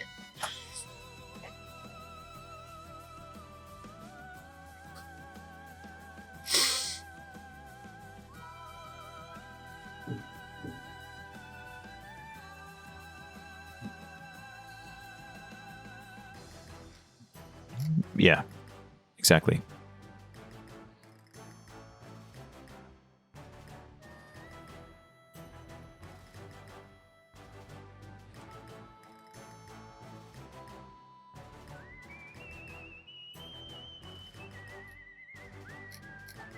Hmm. Oh, okay.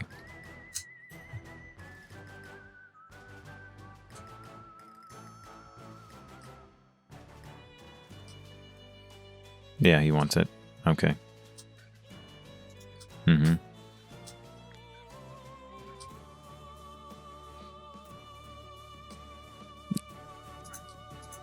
He's going to try and find it. Okay, cool. That's helpful.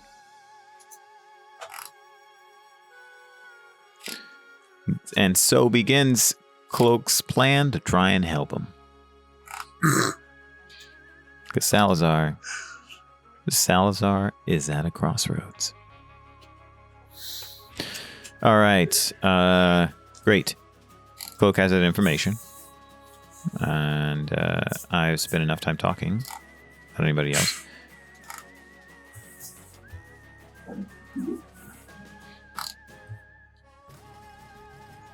Mm-hmm.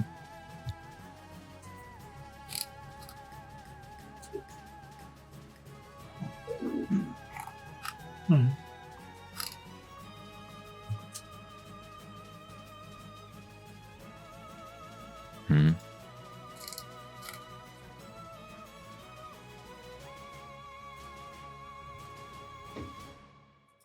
Mm-hmm. Yeah. By the rules of tabletop gaming groups, that's where the game happens. Yep.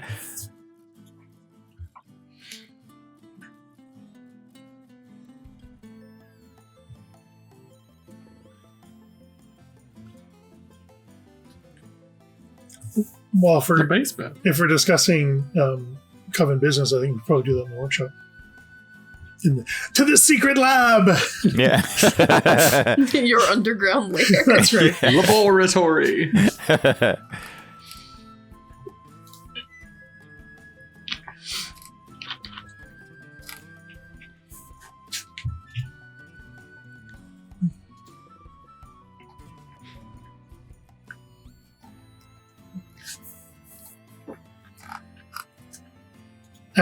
And there will be times when like no one's allowed in there because she's working on something. But yeah, so there's Makes nothing sense. on the slab Yeah. right now, so everyone's welcome. Dead dove, do not eat.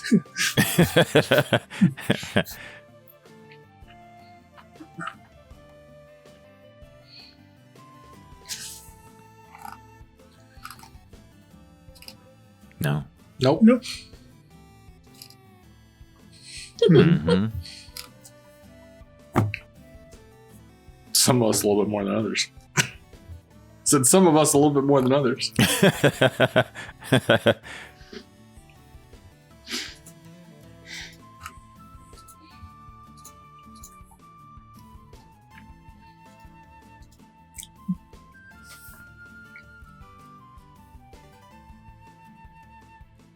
No, I haven't set up a soul stone, I don't think. Mm-hmm. Sure. Well, didn't we meditate in the astral here? We took Isabel here. And we all went there. So I thought it was. Do you just only set it up as a domain temporarily?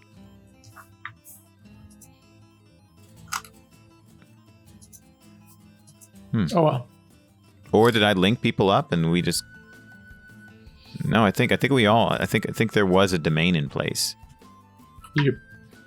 Let's retcon it that somebody made one using Isabel's gun. Sure. Okay, cool.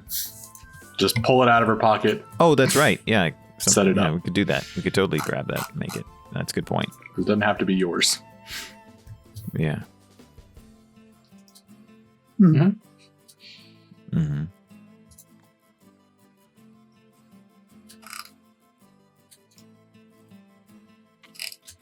I've just been oblating.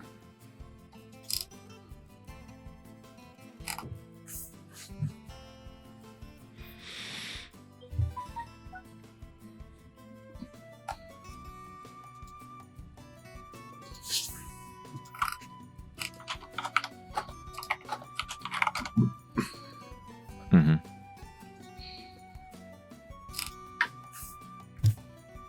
Theo looks uncharacteristically energetic, All right, cool. but willing to yield the floor if anyone else has anything pressing. Baba Sarah.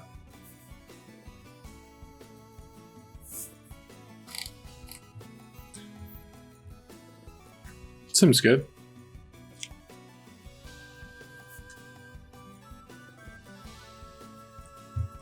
So I have a couple things. One is I'd really like to start exploring that journal and getting to the end of that mystery. And I thought I could start by just mapping out the instructions and figuring out how long it will take us to complete the journey.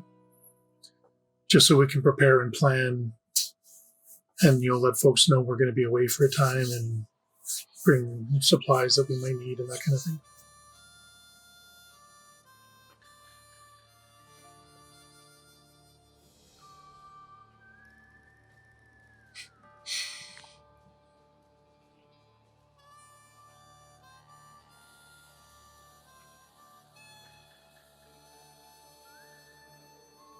Well, depending on how long we're going to be gone, I thought that that Legba might be able to help with that. What do you Sort mean? of populate people's minds with our presence, even if we're not here. Trick them? You mean an illusion? Just to dissuade them from being curious about why we're all together and why we're all gone at the same time. I think there's a more straightforward way to do that. Okay. If they see us together, then even if they ask questions, it will not seem inconsistent with what they've seen before. Yeah, however we end up doing that, it's definitely something to consider, though. I agree. It's definitely an unusual trip. And Even if we are friendly in town, this crowd of people disappearing for weeks together, we need an alibi. and maybe we each make up our own according to our own lives and contacts and things. Well, I mean, an alibi is if we were trying to avoid punishment for something. Well, trying to Suspicion. avoid, arousing suspicion and curiosity. I sent men to their homes this morning. We're not trying to let people know that we're witches.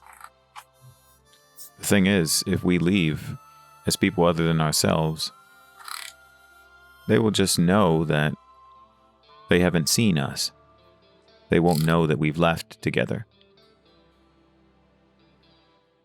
We are in these guises now. They will ask questions. Where are these people? I haven't seen Cloak. I haven't seen Isabel. I haven't seen Theo in some time. We don't have to answer those questions. So there's... But if the trip will take us a month, then that's a different discussion. Also, we do kind of have to answer those questions. We have 200 people in this town. And that's a pie we can slice a bunch of different ways. But before we start that, I think we need to know how long we're going to be gone so we can come up with a solution that makes sense. Yes. Depending on the length of the trip. Yeah, that's right. It could be as simple as, we are trying to set out for specific supplies and things for the town from a fort or something. And with my skills, it seems appropriate to protect a group of travelers. Yep. Yeah, Rilla says, yeah, but we'll start with figuring out how long we need to be gone. So I'd be willing to take that on. Will be honest, I had completely forgotten about this. Oh, it's been pretty present in the back of my mind for quite a while. I see. But yes, I think that's a great idea to try to just... Because we still don't know where it starts, right? As I understand it, it starts wherever you are. Position is a lie. If I recall the first few lines, it just starts off with instructions. It can't just start wherever you are. Rilla looks over at Petrichor and says, "That's what Mortimer says."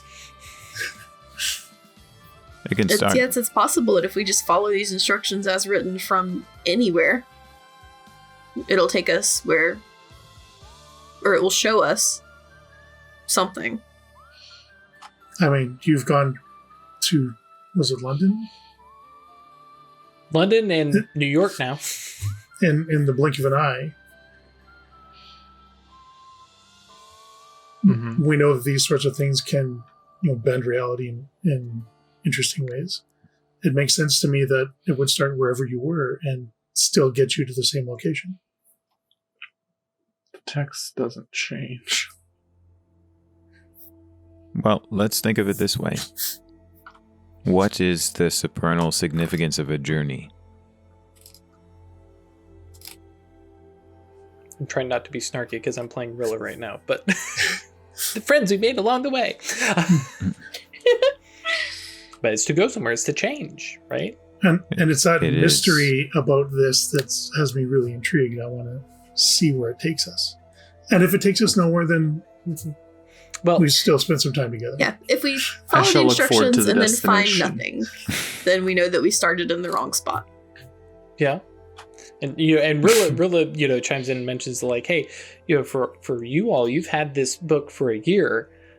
I've known about this book for 3 years. It's only in the past, a year ago when Cloak translated it. That I realized that it was a thing, and now I found out it's really a thing. So I've been, I look forward to the destination. I heard you say that, and I think that makes sense. I would like to point out that you can reach all destinations from the same place. I can't. You can. Oh wait, no. She can't actually make a Hobbit reference, but every journey starts first step out the door. I think you could.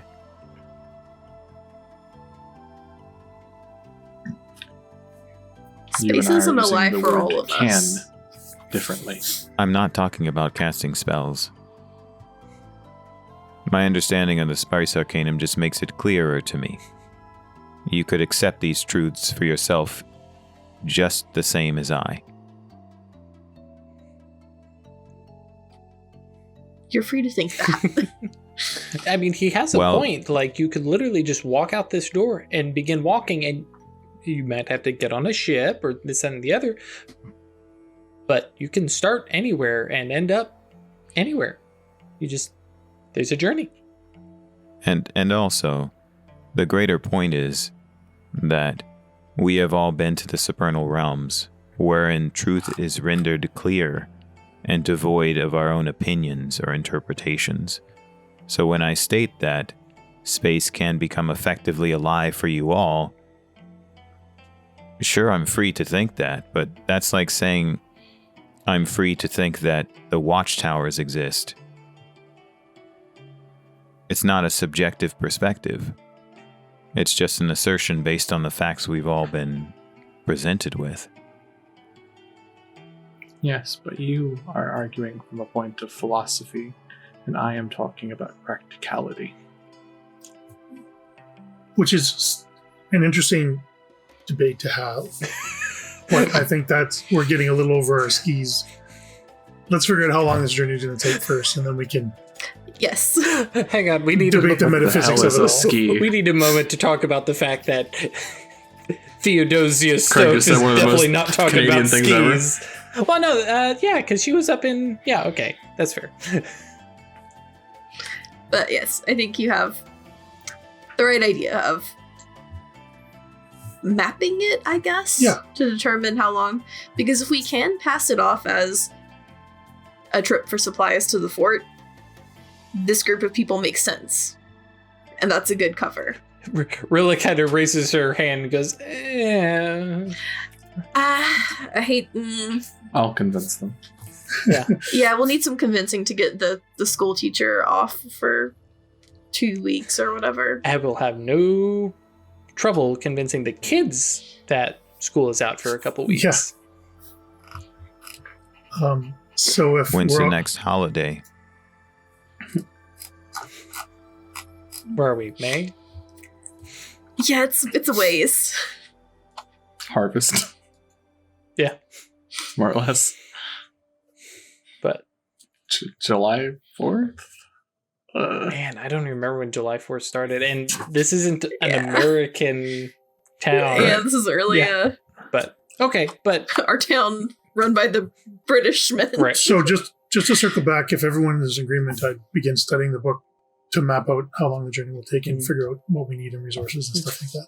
Yeah, Yes. sure. Nothing I else. think that's a great idea. You know, Okay. it lets us... That information is necessary to make future plans.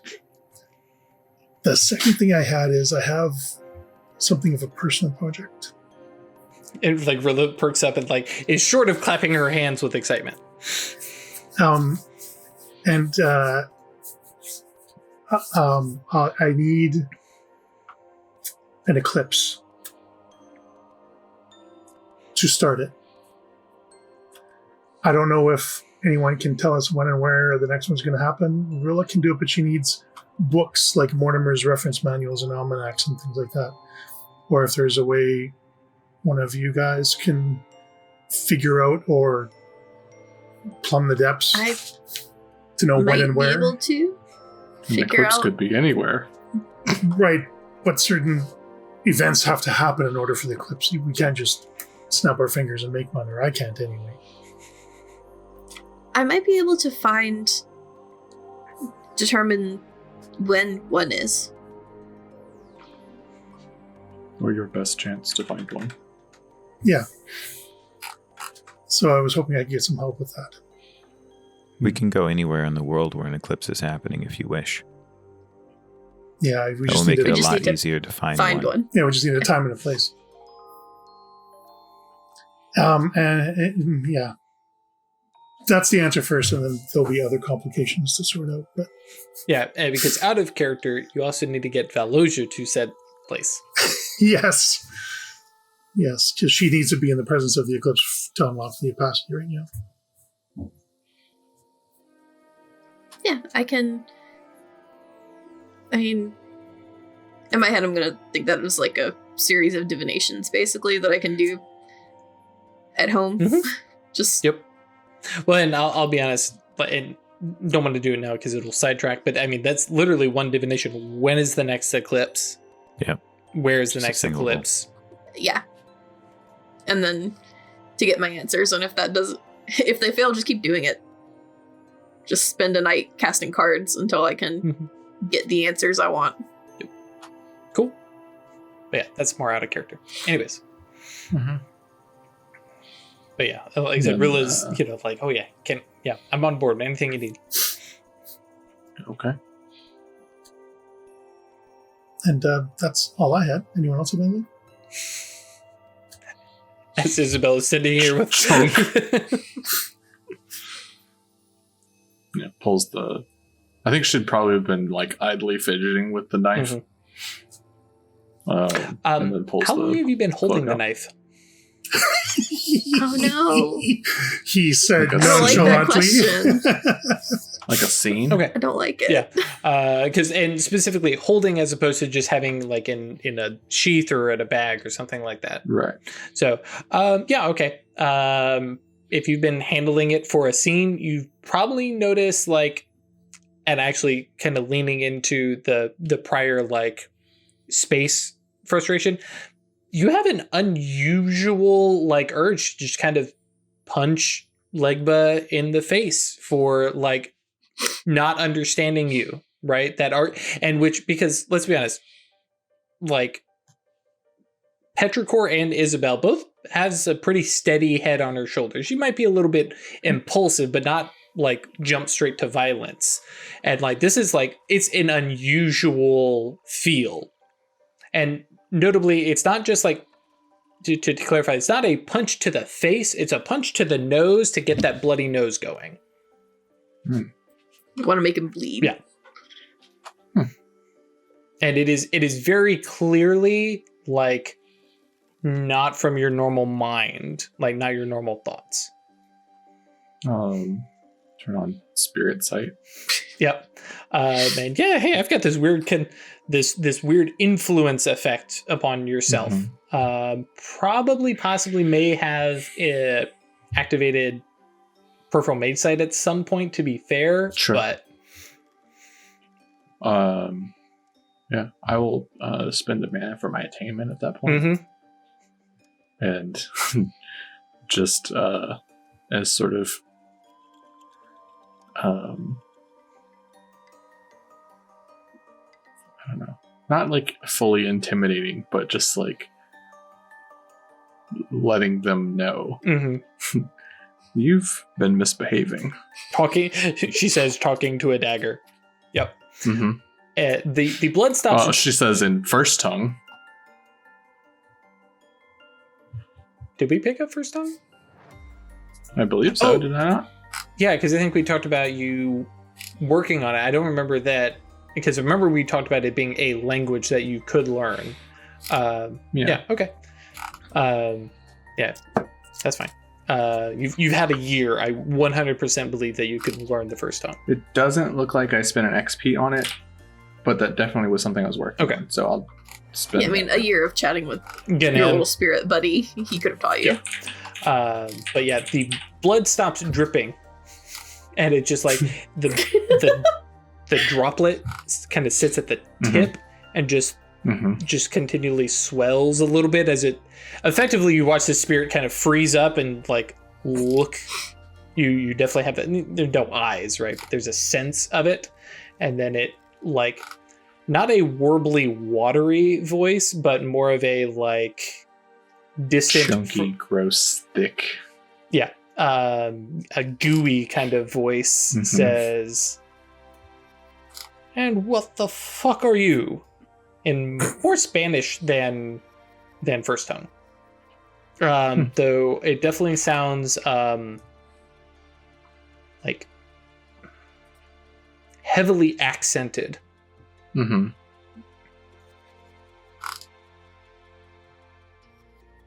one in possession of your home now.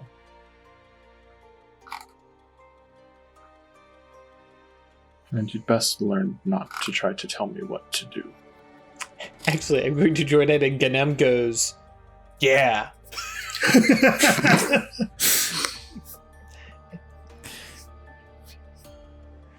Don't be hasty. Just, it's been a while. I need a taste. Just a little one.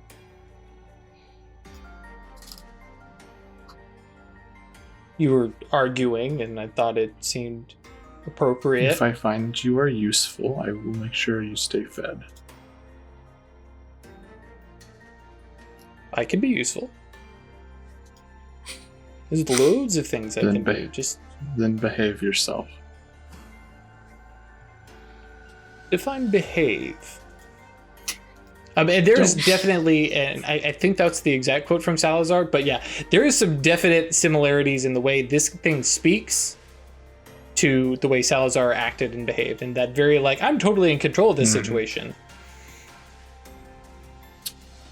Do not try to attempt your influence upon us while we are studying you. For now, we can discuss other rules later. And you'll give me blood if I start to behave? I will see that you are fed.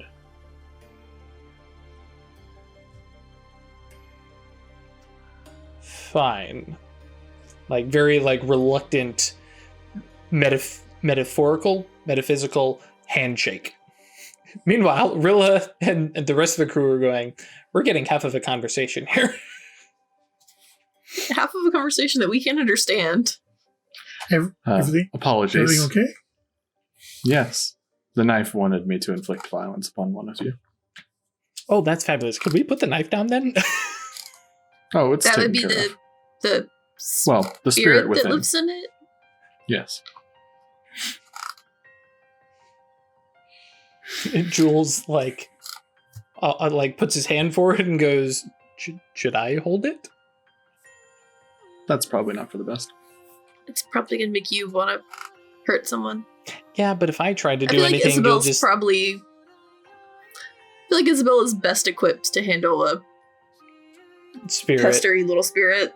Okay, that's fair. And of course, bear in mind, of course, sit in the middle of the table. Yeah, and remember, Jules has an interest in spirits and summoning them and stuff like that. So, right. But he, kind of looks over at Let's the dagger. not give him the blood spirit.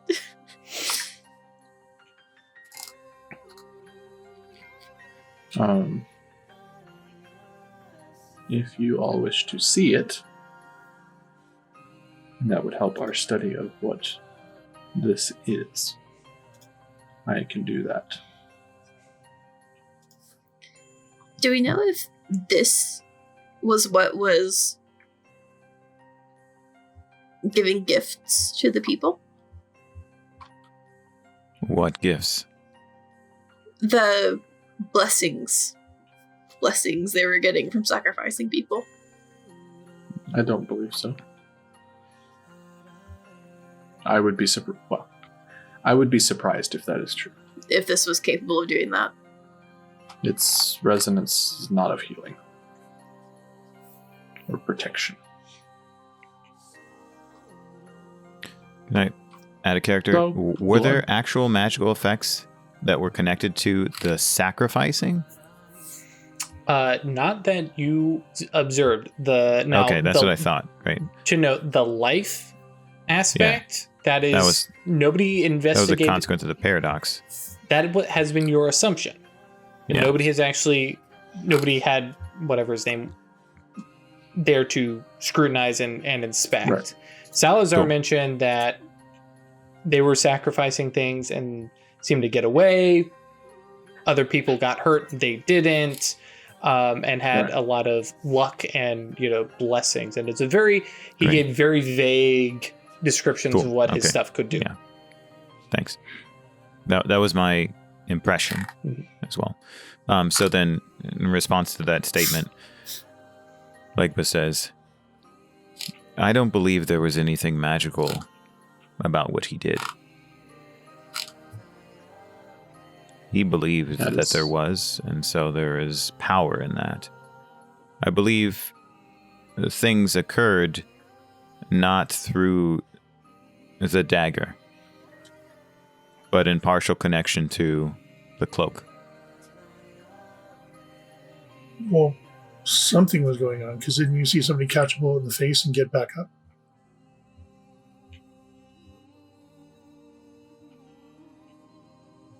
Yes. So something was going on. Where it was coming from, I guess it isn't. I mean,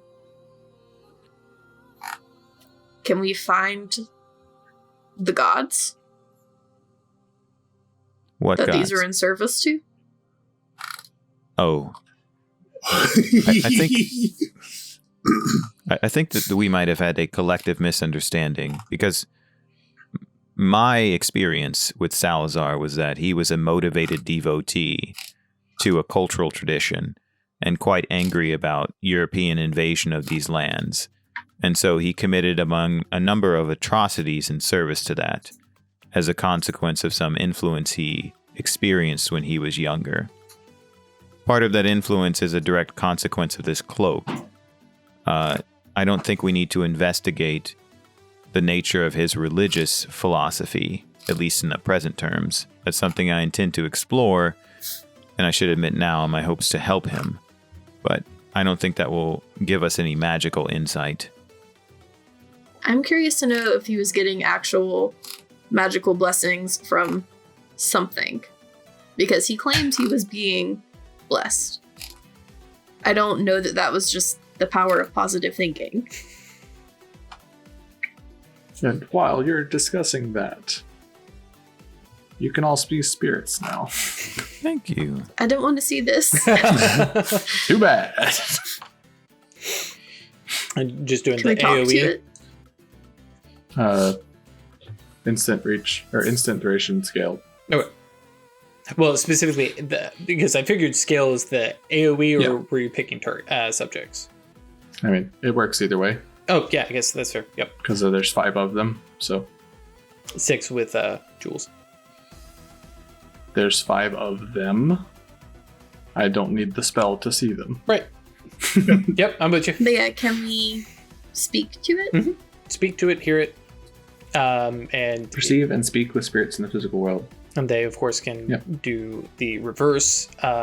This particular spirit does not appear to be particularly mobile compared to a lot of the spirits you guys have seen, including Ganem, who like hangs and clings to Petrichor. This thing just seems to, again, is now dripping. More or less lives in the blade. Or like it's a drop of blood perpetually hanging from the blade? It had been. Now it is basically, imagine the blade now is bloody and is just continually dripping. Previously it paused dripping with that whole like deer in the headlights look, but now especially set on the table, it's now dripping, and there's this puddle that doesn't expand. It's just like, oh, that's a blood puddle underneath the dagger tip. And yeah, there's that voice of, oh, there's more of you. Hi. Hello. It speaks Spanish, so Yeah, that's true. It is in Spanish. Does it only speak Spanish? Spanish and first Probably, tongue. right? Yeah. Cloak says to it, oh, actually, you know what he does? Yep. I was like, come on, man. He's about to stalk, and he says, oh, I should also aid this scenario. And then he blinks his eyes, and he says, we can now all understand each other perfectly.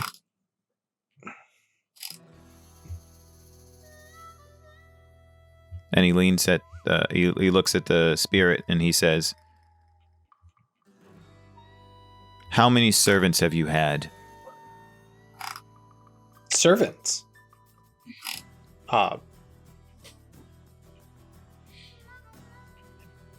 Haven't really had servants so much as partners, participants, but I mean, recently, or like We'll it be very receiving. clearly hedging, not giving a straight answer. You can answer me willingly, or you can be forced to do so. I mean, hey, well, just, I mean, what answer are you looking for? Because, I mean, Fine, I will ask my question more specifically. How many servants have you had in the past decade? How long have you known your most recent servant? I mean, that makes that easy. That's just the one.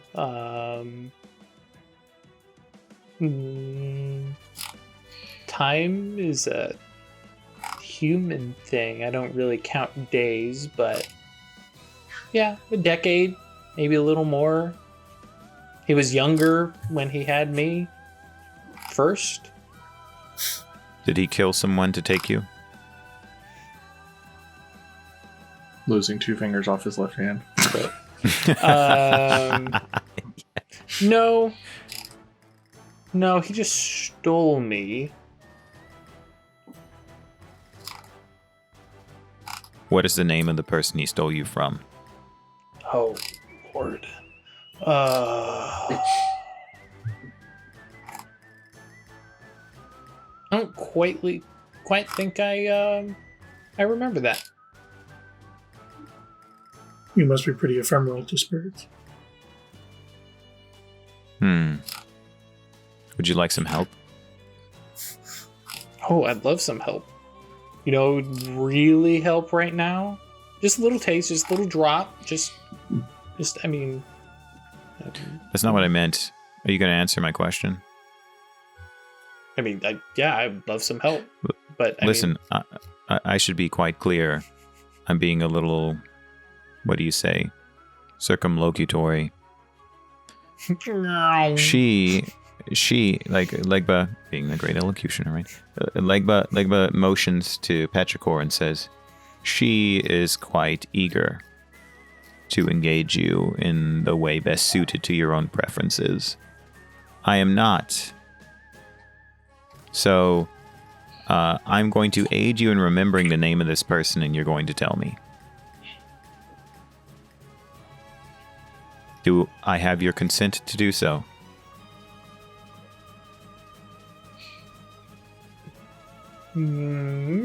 Sure. And very what the hell is going on here? But all right, sure, this weird human's got a thing up their sleeve. All right. All right, cool. So then I'm going to cast an improvise practice of unveiling.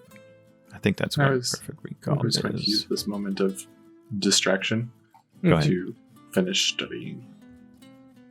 I like that. I'm going to help him understand better. Cool.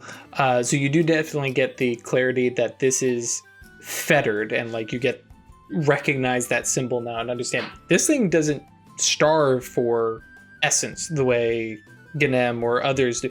He's perfectly happy right here, but a little bit of blood, that's what he needs. And so, yeah. And then I'll also give you, he's fairly fat on essence, because he doesn't have to spend it, but without using, because you need spells to understand him more. But yeah, clearly feeding or dipping the dagger in blood or whatever, however you want to do it, gives him essence, rather than necessarily needing to do some of the standard spirit stuff. And it's one of the big reasons you can assume that he's been happy. Just, I'm fettered in here, not hungry, nobody's coming after me because I'm a blood spirit, and who's gonna fuck with me?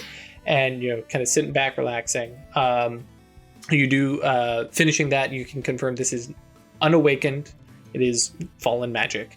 That has, well, actually, I guess it's not necessarily fallen magic so much as the spirit has done it himself. I'm trying to think if there's anything else that you would necessarily pick up from that. I guess, yeah, it would be greater than your Gnosis. I'm trying to compare Gnosis to Spirit rank.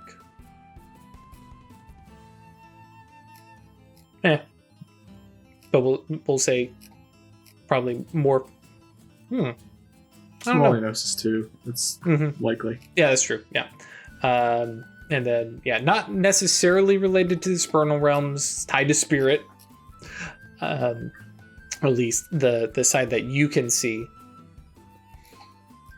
So I was trying to through the lens of the spirit being here, understand more about the dagger itself. Right. As a mystery. Yeah, which primarily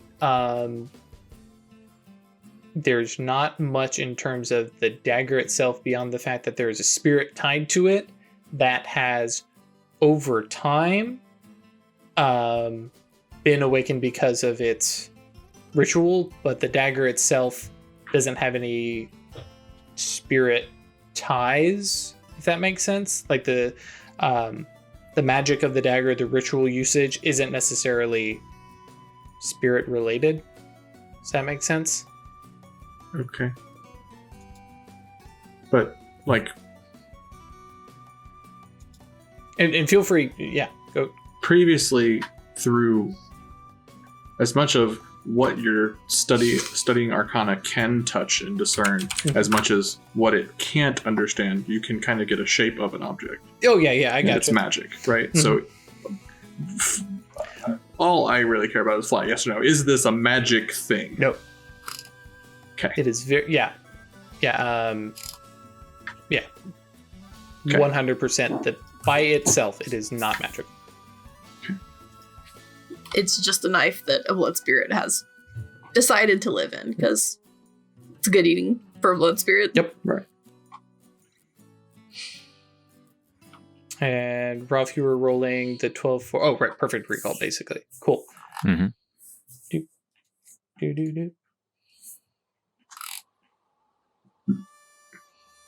And just for my own context, I wanted to have a boo at that for with death and matter. The dagger. Mm-hmm. See if there's anything odd about it that way. Okay. I'm possibly mispronouncing this, but Ichmara is the name. That it kind of like it takes a minute and then just all of a sudden kind of spits it out. With a followed by that was weird. That wasn't so hard, was it?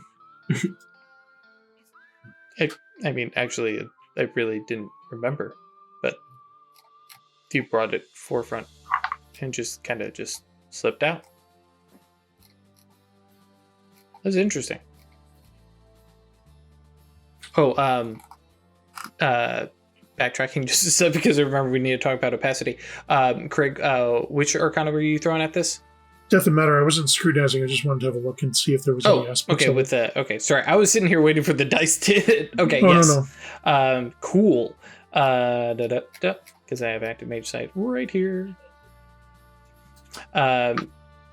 So death. It is definitely has the anchor condition. It probably has a couple anchor conditions, but with no ghosts near it. Wow. Especially if you think about it being a murder weapon. Oh yeah, geez, that's serious. Yep. Okay, There so are that hibernating ghosts anchored to this Well, blade and somewhere else. Well, no, their other anchors are their dead bodies. Right. Or Oh, that's right. or some of them may have That's right. anchors of Yeah. their. They can have multiple anchors that are a distance from them, as long as they have some anchor that prevents them from decaying or so that disappearing. actually perks up Theo a bit. That's right. Because they will be with the closest anchor, which if this dagger has traveled is no longer. But yeah, it's got, we'll say, I a jumped to a dozen conclusion. or more anchors. So like, yeah, looking at this, it's like, how is this thing liftable, right? It has that metaphysical weight to it. It does not have a soul, and is not dead. Matter, structure and durability. It looks. I don't know if Theo or Babasera has ever seen obsidian, but it appears to be about on par for the structure and durability that it seems to have. Highlighting value and quality of the items.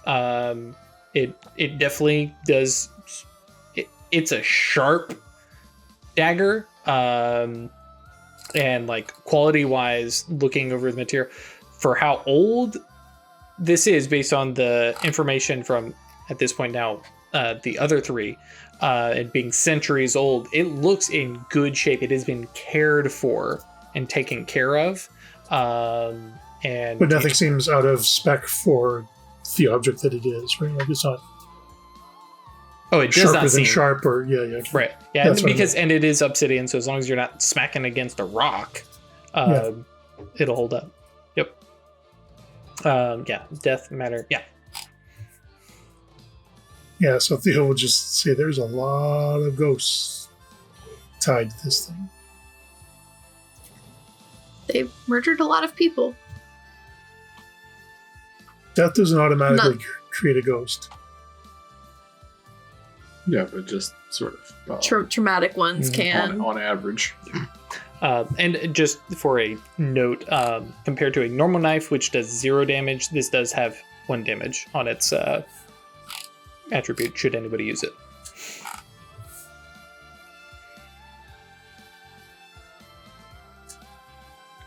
So everyone's looking at the dagger, and Legba then says, Oh yes, As I- could you read it? I'm sorry? The cloak. Yes, I did read it. Do you know what it means? I do. It means we should destroy it. Those symbols are all of the different exarchs. And I suspect that the one on the back is a further representation of them. Or the one that was on the back. I've scrutinized this mystery, and I've witnessed the signature nimbus of they who created it. And when I did so, all I experienced was tyranny.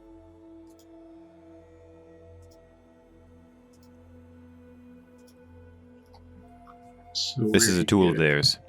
Sorry, go ahead. So where did he get it? Indeed. Who gave it to him? Or who did he take Yeah. it from? Yeah, I think the spirit on the table goes, or who'd he steal it from? Like me. I'm helpful. Like, Was it You know what? Edgemara? Yeah.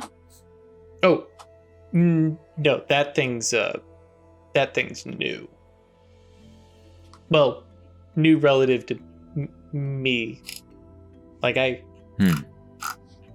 met Salazar, and then later Salazar found the robe. But we work really well together. Once how the many robe showed up, meals? man, did he use me a lot more. How many meals? How many meals since the robe showed up? Oh, A few? Many? Many? like many's. Hundreds? They were doing like one a week, right? Mm-hmm. Yeah. Well, yeah, many's. Yeah. 300? Is 300 a number?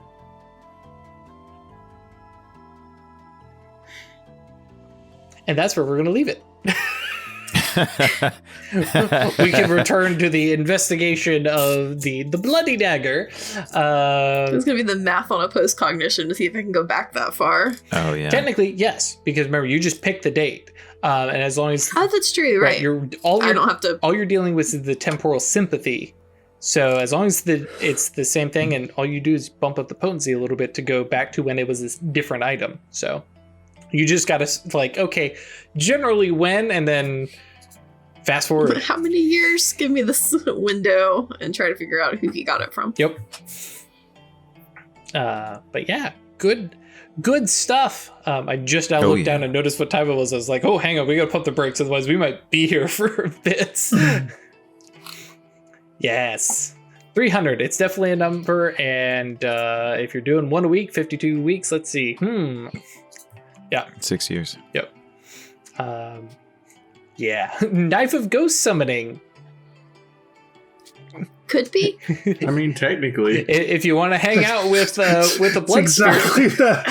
if you stab someone enough times, technically every knife has death 5. spirit. Every knife can create ghosts. All right, that's good stuff. Thank you all for joining us. Greatly appreciate your company as we wander along this this arcane path. And mentally, Theo is clearing a shelf. So this is going to go right there. Yeah. I'm not going to carry this starts around, but I wherever have you want uses it for it. Oh, yes. Thank you for joining us. If you want to join us on Discord, please do. That's www.heatinto.space. Come hang out. We love to see you. It's always cool seeing new people come by, hang out. Tell us about what you're up to, what you're playing, what you're watching. We even have a video game channel if you want to talk about Final Fantasy 14 with its free trial. It doesn't even have those anymore, does They're it? reinstating that on the 25th. It's coming back. Yeah. Anyways, yeah. If you thought we Okay, were control. nerds who just played Mage, listen here. Yeah, I'm a perfectly normal person otherwise. Yeah. Yes. So yeah, come by Discord. Love to have you. It's a great place. And then if you want to come by, or not come by, if you want to support us monetarily, that's patreon.com/occultistsanonymous or staylucky.club. There's also merch that you can buy if you want to rep us for some reason. Or if you buy books from DriveThruRPG, you pay the same price and we get a little kickback that basically goes back into me buying PDFs of stuff to haunt and assault and To pretend that we're going to run at some point. yeah. Telling you what, I want to run my 40k game. I And got Wicked I'm here Ones the for it. other day. Please, Ooh. It was I on want to be sale. Harlequin. I know you do. And the other day when we were going to do, when we were going to do Kids on Brooms, I was like, oh, this is a perfect time. And then we didn't do Wrath and Glory. And then it didn't happen. And then you were here, but then we were prepared for Kids on Brooms. Anyways, yeah, thank you for joining us. Thank you for putting up with our shenanigans. Yeah, we'll catch you next time. See y'all later. Bye.